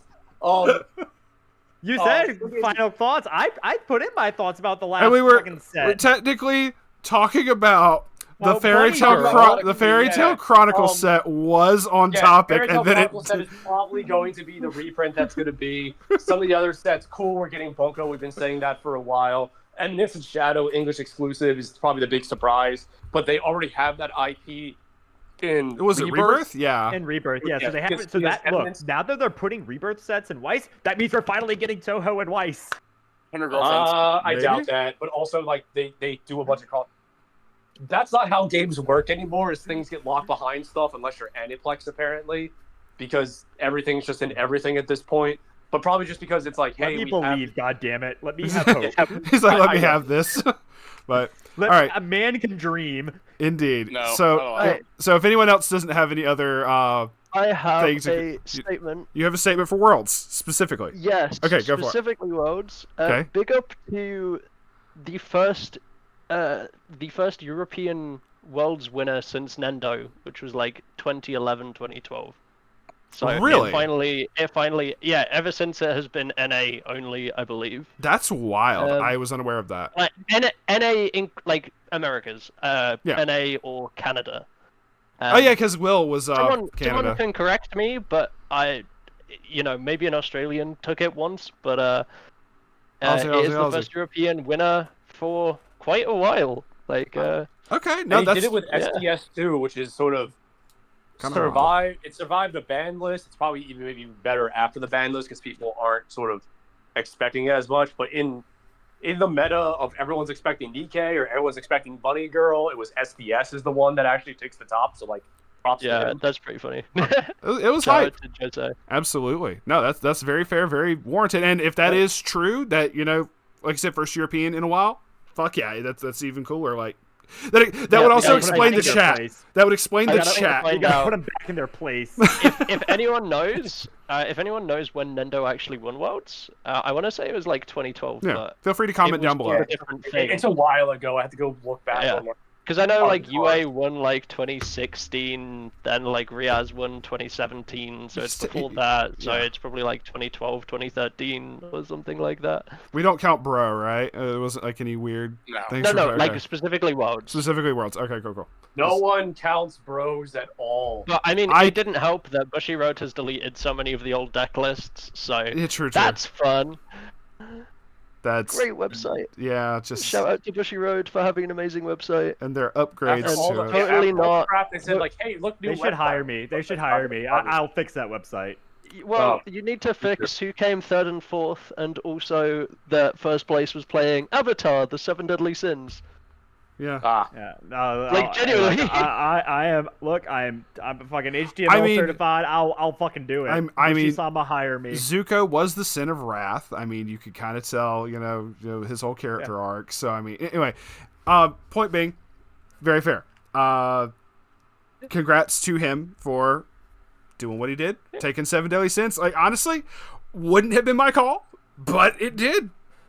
Okay. It was my call. I put it on Twitter. Let's go. I don't And check Twitter. The competition. I fucked up expected the Sins to be up there. I expected it to be I up there. messed I didn't up. expect Figured it to Bunny take Girl was it. gonna win, but I didn't think Sins was gonna. I thought Sins was probably gonna be like second or third. Yeah. I didn't think Sins was going to get any more than like one or two people representing. It had 3, Mhm. which is still not a ton, but Sorry.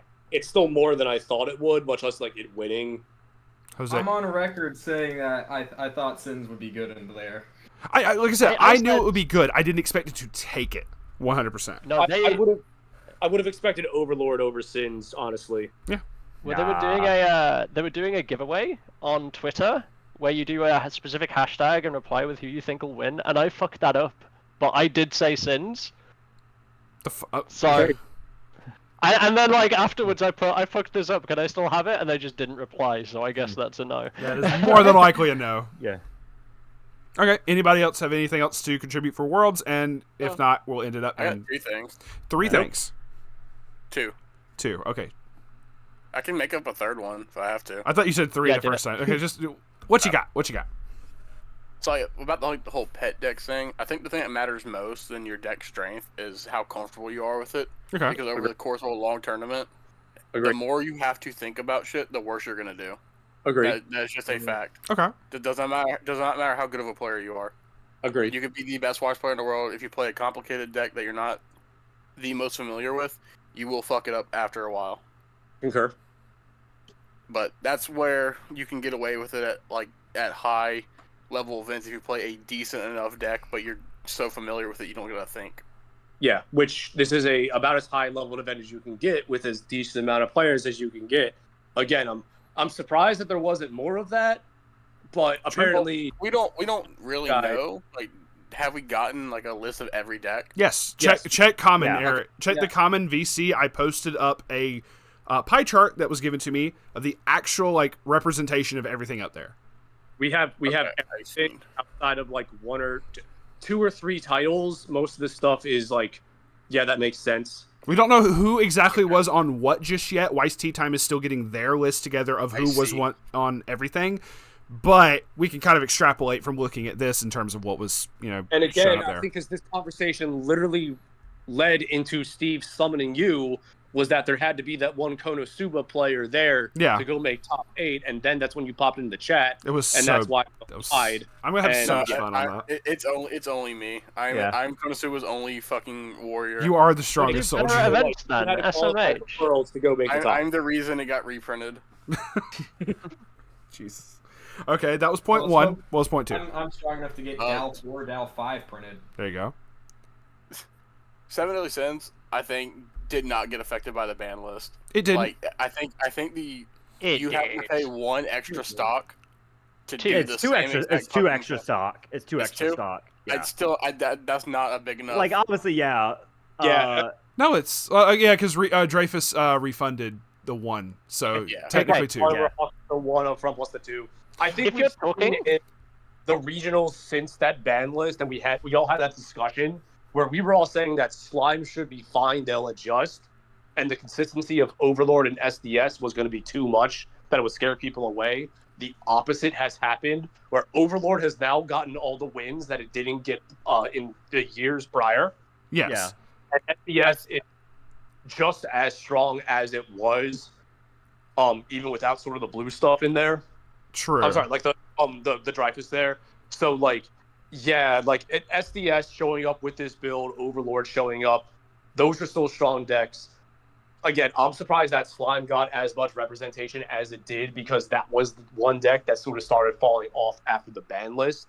But again, it goes back to the point that you said, is what are people comfortable with?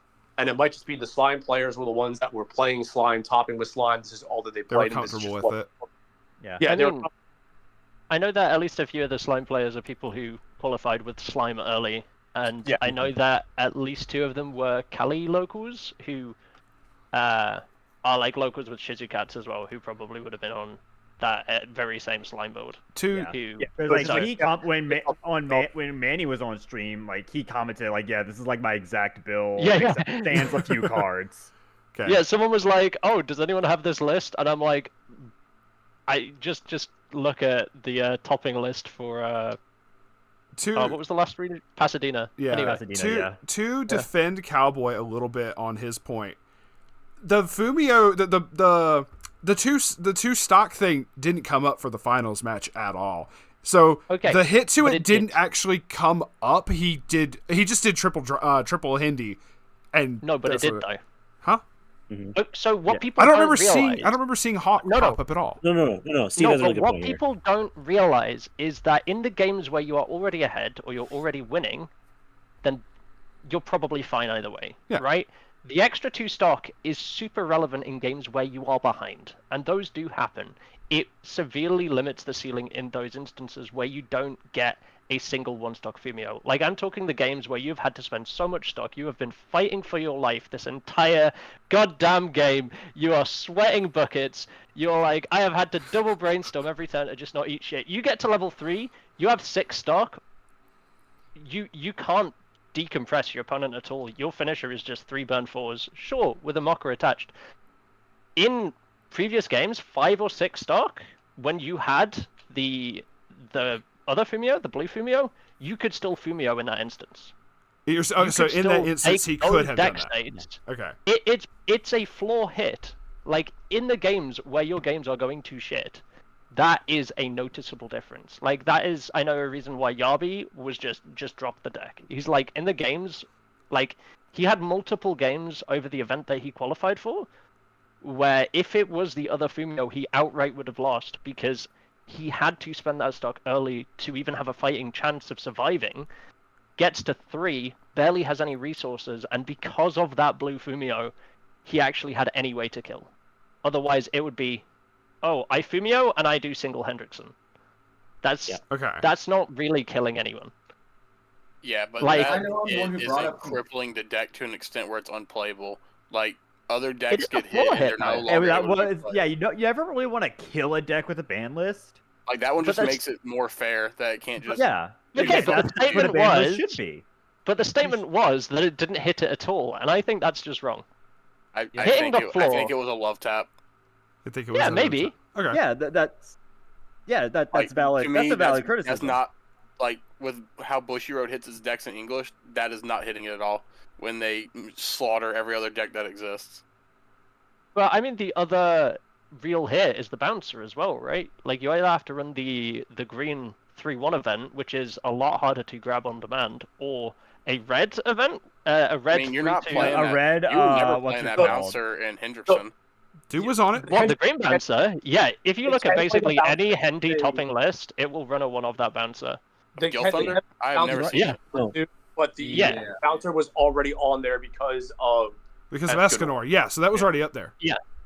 Yeah, it was on the ban list, but previously Hendrickson could run it, because otherwise if you pair into Shana, you just kind of lose. Yeah, and we talked about, again, this is the previous video, about how that was another sort of a soft hit because the bouncer was also basically became part of that choice restriction, which at the time when Shauna came out was like sort of a very scary deck for some builds. Hmm. And then SDS again, that was sort of another knock against SDS is that they lost the bouncer. Yeah. But again, the deck, with all the theories that everyone had about the ban list and all the now people are going to pivot off SDS, it still did just as well after the ban list. Same with Overlord, and it just won Worlds. So what's that going to mean? I don't know. They gotta hit it again, boys. No, I don't know. Yeah. Well, actually, no, because No, we're gonna hit Kaguya again. Yeah. Oh God. We're gonna hit Kaguya. Does anyone see any sort of English restrictions that are going to come because of Worlds? I think we can already assume that Mai is going to get restricted in some way, but that's not like, it doesn't really take a genius to know that based on sort of the JP. Yeah. It would only be Mai. Nothing else did enough to warrant any sort of restriction. Honestly, I would not be surprised if they hit Nino. I was questioning I would that be shocked myself. if they did. There's no reason to hit I it. would question if they did if it had There's only more. like a few people who like hardcore main Nino that are like consistently like topping with Nino. Like there were like 6 Quints that showed up to this. Like to be fair, and there was 2 Ninos that Yeah. topped. So has had representation even before Worlds, and Japan already has the restriction on the premium booster Foolish Burial, Yeah. so that they run the Neg Soul counter. And they also have their finisher at 2. They also have the finisher, which we never got, but like, are they going to put that Foolish Burial restriction on there so that we don't get access to the Neg Soul? Because the finisher itself is like still not been that bad. It's just the deck getting access to a Neg Soul counter seems to be what Bushiroad doesn't want the deck to have. Although realistically, the 2 topping lists and most of the topping, like the winning deck lists of regionals have been on the Rico instead of the Nexel. Yes. Yeah. Oh The yeah. Rico's really good. So Yeah, who 'cause you gives a want- shit about you want- Nexel, apparently? You want that hand filter for standby. With how egregious burns are, Nexel, like the 2 of that you might play, doesn't really matter all that much. But then, even then, the Rico and the Foolish Burial would then be on the restriction because it was basically the counter with all of the good 0 options was the JP list. I mean, yeah. realistically, it could Wait, then what's be our hit list? I in thought we had any. the same list. No, we don't. But it could be hit in any number of ways. But I was more just saying as a general umbrella statement. I wouldn't be surprised if it did get hit. That's fair. I agree that it did get hit, and again, this is English. They tend to be lazy and just kind of copy what JP does. No, they cook at times. If we get ban lists. There's like, You times saw what we happened to Alice. there's sometimes they shot Alice. there's sometimes they copy. There's sometimes they're kind of hipster with it and don't hit the exact same stuff though. Like, it's really depends on the threw a set. grenade at SAO and killed another deck instead of the one that was actually the problem. Not wrong. Man. Which I still think the JP list is more heavy-handed than what English got, but Alice hasn't done anything in English either. Wait, no, in the Alice ban list. Yeah, other way around. It's kind of Other way around. Yeah. No, English shotgunned Alice. English was as a completely deck. yeah. They Shotgun banned SAO. they banned No, the 1-0 English Alice. was Alice the 2, right? No, Yeah, instead of just banning the Brainstormer, which was the only problem. Yeah, so I in I Japan, think that is the more heavy-handed ban list because they hit the Brainstorm, so that way you can't drop Alice at 1, but the result is the same because the Alice build hasn't done anything in JP or English. no, it has though. It has There were though because you plenty- there were ran it plenty with of lists. bar. You ran it with Yeah, there were some plenty bar of lists. finishers. Yeah, it's There were plenty of lists Rosario. that ran like Go Bar level 1 into Choice level 2 just as a vanilla 2-1 because you can, like, basically like slime, Because it was right? because it was the Efficient. bar was Mother's Rosario, so that combos with fucking 15 things in SAO. true. Whoa, whoa, You whoa. know, you played it at level 17. 1 and 3, and then you had Alice at Alice 2. as like their mid game. Which Yeah, makes which- no sense to do Oh, with Alice at 2. We haven't Yeah. seen a single Alice list this calendar year or this tournament year. Yeah, because they shit all ass of the ban list. Yeah, like all of the Sal lists like have been Yuki something else and Oh wait. Also, last shot. Shout out to Jessica. True. Yeah, it was the old school the one the Zekin Zekin- Yuki per the Zekin Um, last shot Well, and again, I haven't kept up with JP lists or whatever, but I haven't seen Alice pop up in JP like real results in not this year. Let's put it that They're way. a lot more. It's they, not a meta deck, they but it's do. at least playable. It does something. Yeah, I mean, it's get it, but it's a still not, deck like- that can it can cheaply and efficiently contest board at 2, and it's a very board-based meta over there, and into certain matchups where they can scale certain things, that is quite valuable to them. I guess, So but I think it some saw of the results. stuff- Yeah, I think some In some English, they stuff that just JP didn't give it a shot. Yeah, with some of the stuff that JP has, it doesn't matter, and like we're talking like Hasu, ReZero, as we mentioned before, or some of the other stuff that's over there. It's like it's such an afterthought. I think at this point, like whatever. But like again, talking on the English side, let's go back to that. Yeah. It's not doing anything, right? No. Nino could get hit. Mai could get hit.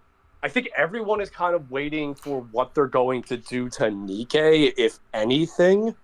Nah. And like Nikkei I hasn't said. really had I'm enough. not a Nikkei believer. I don't think it's done. Like it doesn't hasn't- do enough to warrant a hit. Nikkei It's has. had one event. I don't think we're gonna ban things after one event. Yeah, Nikkei Well, yeah, hasn't They had go it. to Escanor. I Shout don't out to think Escanor, my any dude. Nikkei hits until after Team League and sort of see how people are going to do a Team League. Because Colin. again, getting back to my point is I'm surprised that Nikkei did not get a higher representation at Worlds, but because people haven't had the time sort of to get the testing in because that was the last set that came out before Worlds. When you get to Team League, and basically Team League is going to slot in as there's most likely going to be Bunny Girl Nikkei X at basically every single team in theory.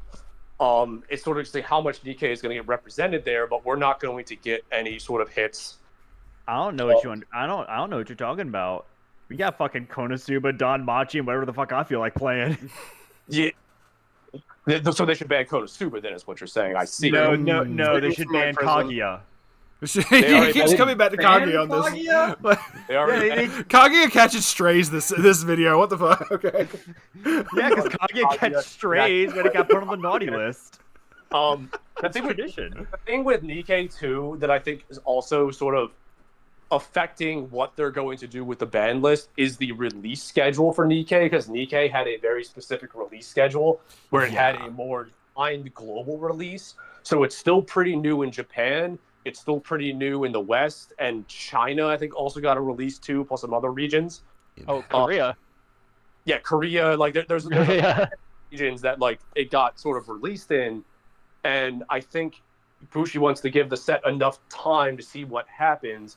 Nikkei is getting a lot of results in Japan because there's just a lot of people playing it because it's just a very popular set, and it's still a pretty good set, even if stuff hasn't sort of panned out the way that people thought they would when the set released. But it has also had to compete with a lot of sort of the other hyper finishers that are going around JP right now, which we don't see that in America to an extent outside of Unrestricted Bunny Girl currently. So what Nikkei does at Team League, I think, is going to be very big on the English side. What it does in JP, I don't know. I would have to defer more to like a JP player as far as what it can do. But the builds that have been having success over there have been that Biscuit standby base. Biscuit. So it might be just some like a slap on the wrist consistency hit versus something like Hasu that might just get put out to pasture. I don't know. I will say this about Nikkei. I think you might see a lot of like fucked up results because people are gonna try running the bar like shot bullshit build. That's not at all consistent and not good because Yeah, like, we've already Nikkei discussed Boogeyman. that. We've Yeah. already Yeah, we discussed that. We as well. did. We I wasn't here. we agree with your point. It was definitely stated. So It's The bar build- consistent but has no reach. the bar build. No, it has reach, it's just not consistent at It's not doing consistent. anything. Doesn't Yeah, have it's- position. Has no mid game. Well, yeah. The- Well, what I mean, like, if I'm at 3-0 and I'm playing against that deck and they slam like everything, Well- I'm gonna be a little scared. I'm gonna be quaking my boots a little bit. But if I'm at 2-5, I'm not scared. Are you talking about the gold bar finisher, or are you talking about the standby finisher? I'm talking about the The gold bar. one. We're talking about the The gold bar finisher. The boogeyman. That version. has one of the furthest reaches in Weiss. Like Yeah. it's something like Yeah. 80% chance to kill from like 2-2. Yeah, like the bar. just mathematically Yeah. in like a lot of deck states. Yeah, but Just you gotta have go to. right. I mean, because like I've played Right. against it a lot, and like yeah, it'll like if I'm at like 3, The problem is it 1, doesn't hit the 3, thing it needs to 2, hit to do it. I'm scared. Like yeah, I'm probably dead. But if So- I'm still at, like 2-5, I don't think I've ever lost to it yet. Fair enough. I think there's a few things that strong players who have been trying it, where they agree that they probably wouldn't take it to a larger event. But if we're like Worlds is 6 rounds with top 8, like it's got the finishing potential that it's worth spending time on, if that makes sense. Yeah, and we do know Like- that there was at least one player on a bar build because that's one of the builds that we have on Mhm. Tea Time. Yeah, I know 2 players personally who brought it outside of that for the That's right. Standby Gold bar finisher. Back to you influencing him because you're like, Yeah. Anyway, our- ego our- boost. Does Yada, yada, yada. does Nikkei also have trees? Yeah. No, it doesn't. That's Okay. why it's shit. Shit. Anyway. Let me find a Nikkei card with a tree in it. I real know, quick. right? Probably. Oh yeah, you're right. To bring it back to that ban list kind of idea. Go for it. Okay. Oh God, Cass is here. Yeah. Shit. So You're because good. Nikkei, you're good. Because Nikkei has such a variety of different builds at Yeah, that's Worlds. what I was thinking. From Worlds, we're not going to see a Nikkei ban specifically, just because there's not any consistency enough to be able to warrant that. I think the Yeah, closest even thing we have among to the same- consistency from Worlds, I think, is actually just Bunny Girl, because Bunny Girl, the majority of the Bunny Girl representation is the one deck, whereas Yeah. Quince is a little bit more varied. Quince has a little bit more spread out, but it's Yeah, typically more referred to Nemo. Yeah, The no, Nikkei, I this don't way. think that Bunny we're not- Girl is the only one that has that specific consistency with regard to a specific deck, which is what they normally hit. But even then, I suspect we won't see a hit until maybe even mid-season. I think it's probably the earliest we can expect to see it. It might be late. Well, I think his team league is going later, but normally they won't do anything until it gets to like August or September, kind of before the fall season when they'll do a stream for it. We're not going to get any sort of hits, I think, until this summer team league is wrapping up or close to wrapping up, because normally they don't do a stream until August. The stream that happened, that was the product stream, probably would have been the only time they would have done so, and normally they announce ban lists as like a sort of an on-stream kind of a thing. So we're not going to get anything until that like mid to late season, August, September. Yeah, because I don't think it has enough to warrant an emergency ban from what we see here already. Oh no, if they bet DK like right after Worlds, there people would have been up in arms because that set is not even a month old, right? Yeah. That's shit that Wizards pulls when it's like, Well, I mean, oh fuck, again, there's they did a that. combo that slipped through our R&D. We have to emergency. Eskimo. They Yeah, did that with Escanor's closest Escanor. one. Yeah. Like this is basically what they did. Yeah. And they basically did it with all I've said too as well. Ayame, right? Well, Ayame was actually a mistake, and JP did the same thing too. Escanor did not have a long shelf life. Aki, I think, was also legal at full power for not even 3 months. No. Aki was legal for a whole Springfest season. It was. Yeah. Yeah. It That's lasted like- the whole season and not said, nah, we ain't doing this in singles. Yeah. But They said, that is "Fuck not that a shit." long time. And that philosophy of banning cards so soon, first off, it's a design mistake on Bushiroad's part if you're going to just keep power creeping shit and then ban it. And then it's a slap into the face of people not only running the stuff, but also selling the stuff. Because who's going to buy a set and build a set that is going to just like, it's going to get banned in 3 months and we're not going to have that. Like, that's shit that even like Wizards rarely does and only as like an emergency thing. Konami doesn't even do that. Like, none of the other card games, for as unhealthy as those are on that kind of a timetable. And if Weiss starts doing that, that is a reflection on the state of the game. I mean, I think what you're disregarding there is the general enjoyment of other, like, general Weiss players, the people not playing this deck that is so broken. And Bushiroad do generally, for better or worse, at least when they've been explaining their hits, try and hit things in a way that it reels them back, not kills them. Now, usually it does kill them, but generally they try to at least state that it's not their intention to kill those decks. Yeah. It is Yeah, just meant to be a tap. So even Most if of the time, is it does tuned, kill them, and if it isn't Yeah. the ban list killing it, then it's sort of the player base. Yeah. meta overall, because then something else comes out. Yeah. Because I'm going back to like the hits on Mushoku Tensei, and the restricting the tap counter didn't kill the deck. It was all of the stronger decks that came out afterwards killed the deck. Going back to sort of the Alice hit, going back to some of the Hololive hits, which the standby build is also still kind of a questionable one to me, but like that's different. This is such a different video. True. Some like the other sort of hits that have happened, and I've had players, high profile content creator players that you guys also know that are on record, and I can just go and message them right now, having quit because of this sort of constant rotation of a ban list of I am going to invest into a set that I enjoy, buy some SPs, and then I can't play the deck anymore because they just hit my deck. So I can't play the SPs that I just bought. Something like DK that was highly bought because of collectors and people are going after the high rarity stuff or trying to get people into the game, because there's also a lot of people coming in like, hey, I bought DK, I want to try this game out. Mhm. They're not going to want to touch that, at least not for a little while. I don't think they are. Also why like live hits have always been really light too. My general point on that was more that if there is something that, and I'm not specifically talking Nikkei, but let's say Bushy come out with this set, the deck is so inherently broken, your opponent, if they're not playing this deck, will have absolutely no way to even have a chance of winning. It's broken, it's oppressive, and it's miserable as fuck to play against. I feel like that warrants... I mean, actually, no, we have had that. Marika had an emergency ban list because it was so far ahead of every other deck that if you weren't playing Marika... You're Well, either that playing was- you weren't Nisekoi playing. or something to counter That was- Nisekoi. Yeah, that was Nisekoi in JP. Which, Yeah, okay, in JP, but... in JP, which was also again like 2012 or whatever I guess that came out. And Yeah. English did something maybe even worse, is we got the version E eroded version of Marika, and Nisekoi. We're getting into just other stuff at this point.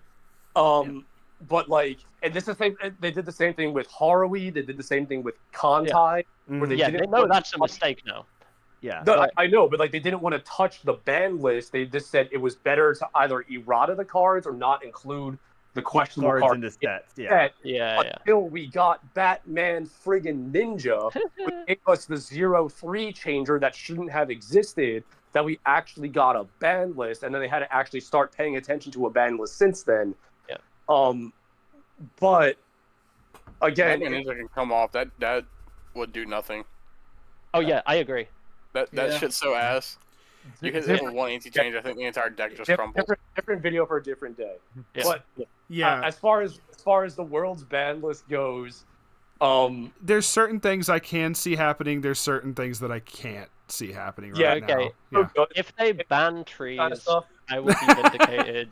I will pop the fuck off. I will cry for Jose. I will give you a specific video dedicated just for you. You will have a whole video just for that. But they're not going to do anything until after Team League, it feels like at this point. Yeah. Maybe.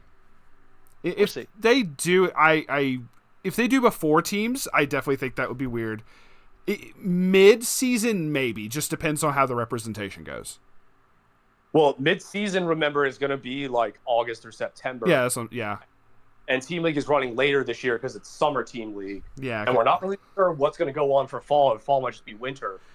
But August or September is normally when that ban list stream starts popping up again with Intern Kun. And as it stands, as far as right now in the future releases that are coming up, Mai is probably candidate number one.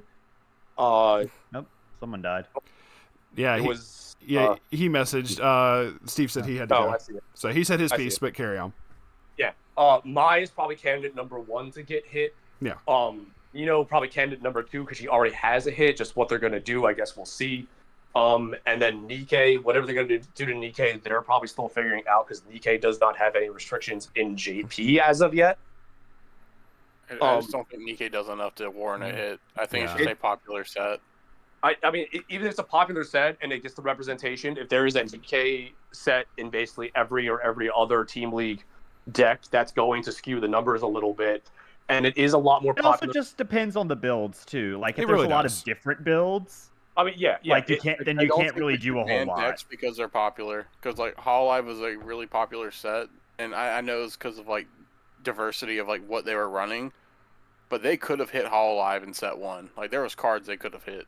I mean, Hololive has gotten hits though, and I don't think the hits that we've gotten in English are the correct ones because scared of the wrong things. It very Well, much was I not mean, right. there's not a whole lot of Hololive representation now anyway. So like, No, there is almost every single regionals. It gets some kind of representation. Like but it's a very popular set. So Agreed. of course it's gonna see some, but agreed. it's not It's not like one specific deck. Agreed. Yeah, no, it's It's not not one like specific that deck. Hololive Hell, set one. one of the fucking Louisiana people, they run 8 bar. They run fauna level 0. Oh well, I mean, like that's on them. I can't hate. And, like they made what team did they made like top 3 or something. He didn't get top 3, but he made top 8. He made top but 8. okay. In teams he made top 3, I think. The No. Hololive build that has the most success recently has been that 4th. Chloe Marine build, Yeah. the door build. Yeah. But I'm just Then, saying, like, even then, like, yeah, it's getting tops. It's getting like top 8s at like a lot of events, but it's not like getting Yeah, first, second. It's not super oppressive, but then they also banned the wrong thing because they preemptively hit the standby build. Yeah, they've been. anticipating that which all that stuff can come off by. But also since the last Hololive set came out, Volume 2 or Premium Booster at this point, it doesn't really matter. There has been a huge sort of power increase in the decks across the board because, as we were also talking about, besides TRV and then the legacy sets of Quince and Slime, and you could put Hololive kind of down in that tier now as well because that's had a bunch of support. All of the stuff that has been topping has been very recent things. Even something like your Bochi or Spy Family is just within the last like year or two. And then other things that have had representation at the regional level but didn't get brought to Worlds, the Freerins, the Oshinokos, like those are all pretty recent stuff. But the most, Quince with the Nino, Nikkei, and Mai being 3 of the 5 most recent sets are the ones that everyone was sort of watching out for going into this event. So that shows that there has been a huge power creep in the overall state of the game since probably Hololive set. Hololive set 2 is a very good set. It's a very deep set. There's a bunch of different builds. Nikkei is the same thing. I compared Hololive to Nikkei a bit more, where it's a larger set. There's a lot more builds. There isn't really a solidified singular list, but there is like maybe like a 3 or so that people expect, but it's not like all the other builds are good. And this is where, oh my god, we need Joker to go talk about his Doris build. Oh my god, he's gonna be talking about that for the next month until someone knocks him off his high horse. Then you need to be the one. No, you're good. Yeah. I was a victim of cancel diff because I just fielded 3 Freerins and then it was like I have to do like 3 damage per game. It canceled everything, so I was like, oops, oh well, I guess I die. It's like, oh, I'm in danger type thing. You should have just not let him cancel, bro. Yeah. I know. Ate his climaxes right before he refreshed. You should have asked to see the graveyard and then ate the climaxes while you were counting them. And then call a judge. He is the judge. Oh That's no. Even better. Yeah. What I'm I a should've judge. done- I'll do this. I do the Yeah. exact same fucking thing, bro. Yeah. You eat people's cards as your That's where counter. they all go. Yeah, but the Nikkei is just an overall incredibly overspec set, kind of like how Hololive was. So that set's going to go a few decks deep. And remember, I don't agree with you on that. I mean, at least like three or 4 decks deep at least. Let's put it that way, right? Not to the same number. I don't yeah. think Nikkei is that good of a set. Like, I don't think it is as good as Hololive. I think it has really strong cards that are stronger than Hololive cards. I think overall it's not even close. I mean, we'll have to see when Team League comes up as far as what's going to be sort of. And one of those doing properties has 4 sets and one has 1. Yeah, but I'd say there is a big. I was about to like emphasize that point. It's like 1 trial deck versus like 6. 5 or 6, something of that nature. 4 sets with the multiple premium boosters, kind of conglomerate to one. Like, it definitely has way more cards. Yeah, no shit. Hololife's com- going to be stronger as a whole than Nikkei, but that's not I'm talking about, discrediting solely Nikkei. set one. I'm not saying Nikkei is I'm not. garbage. I'm just saying I don't think will it. make the argument as that one set of Nikkei is still going to be stronger than 3 sets or two sets, whatever, how many sets of Hololive at this point, just because it is the more recent set. I don't agree. I don't Hololive agree is with that. retardedly overspec. Like, just in all the card quality, it has every card. I know, that like it could be printed. It's super deep, but as far as the ceiling goes, and we just brought this up. We're like Hololive That's what has I said.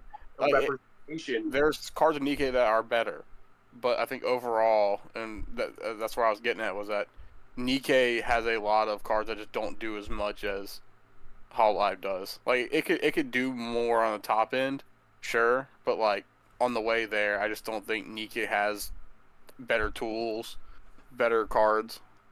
I mean, yeah, and that is more of a victim of Hololive getting basically every card possible because they have the Hololive tax at this point.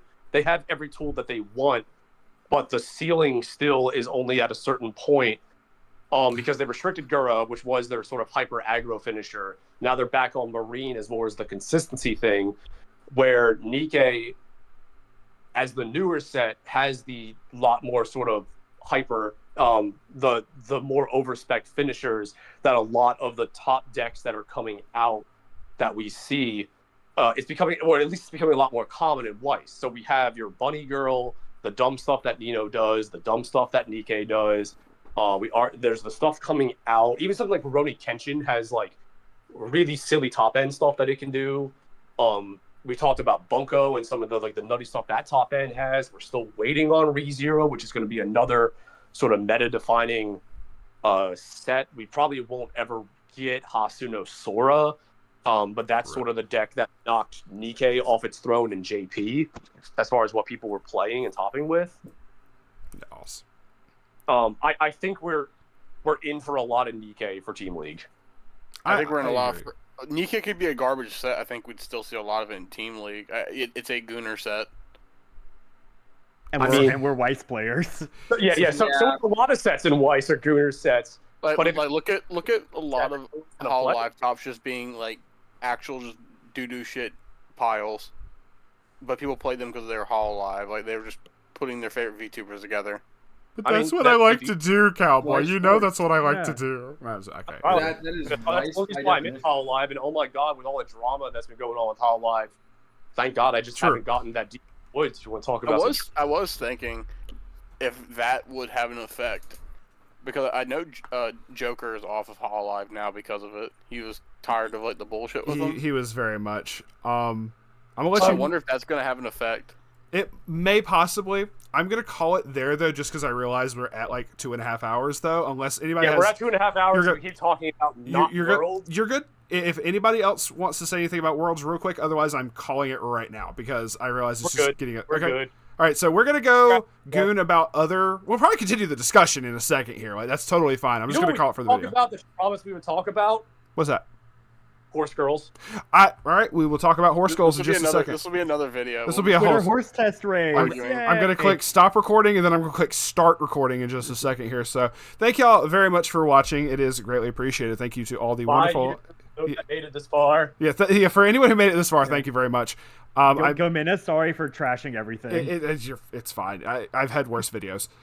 Anyway, Thanks for having to back down on you, man. thank you so much for being here, and thank you for everyone else who's joined, and we will see you on the flip side. Stay based.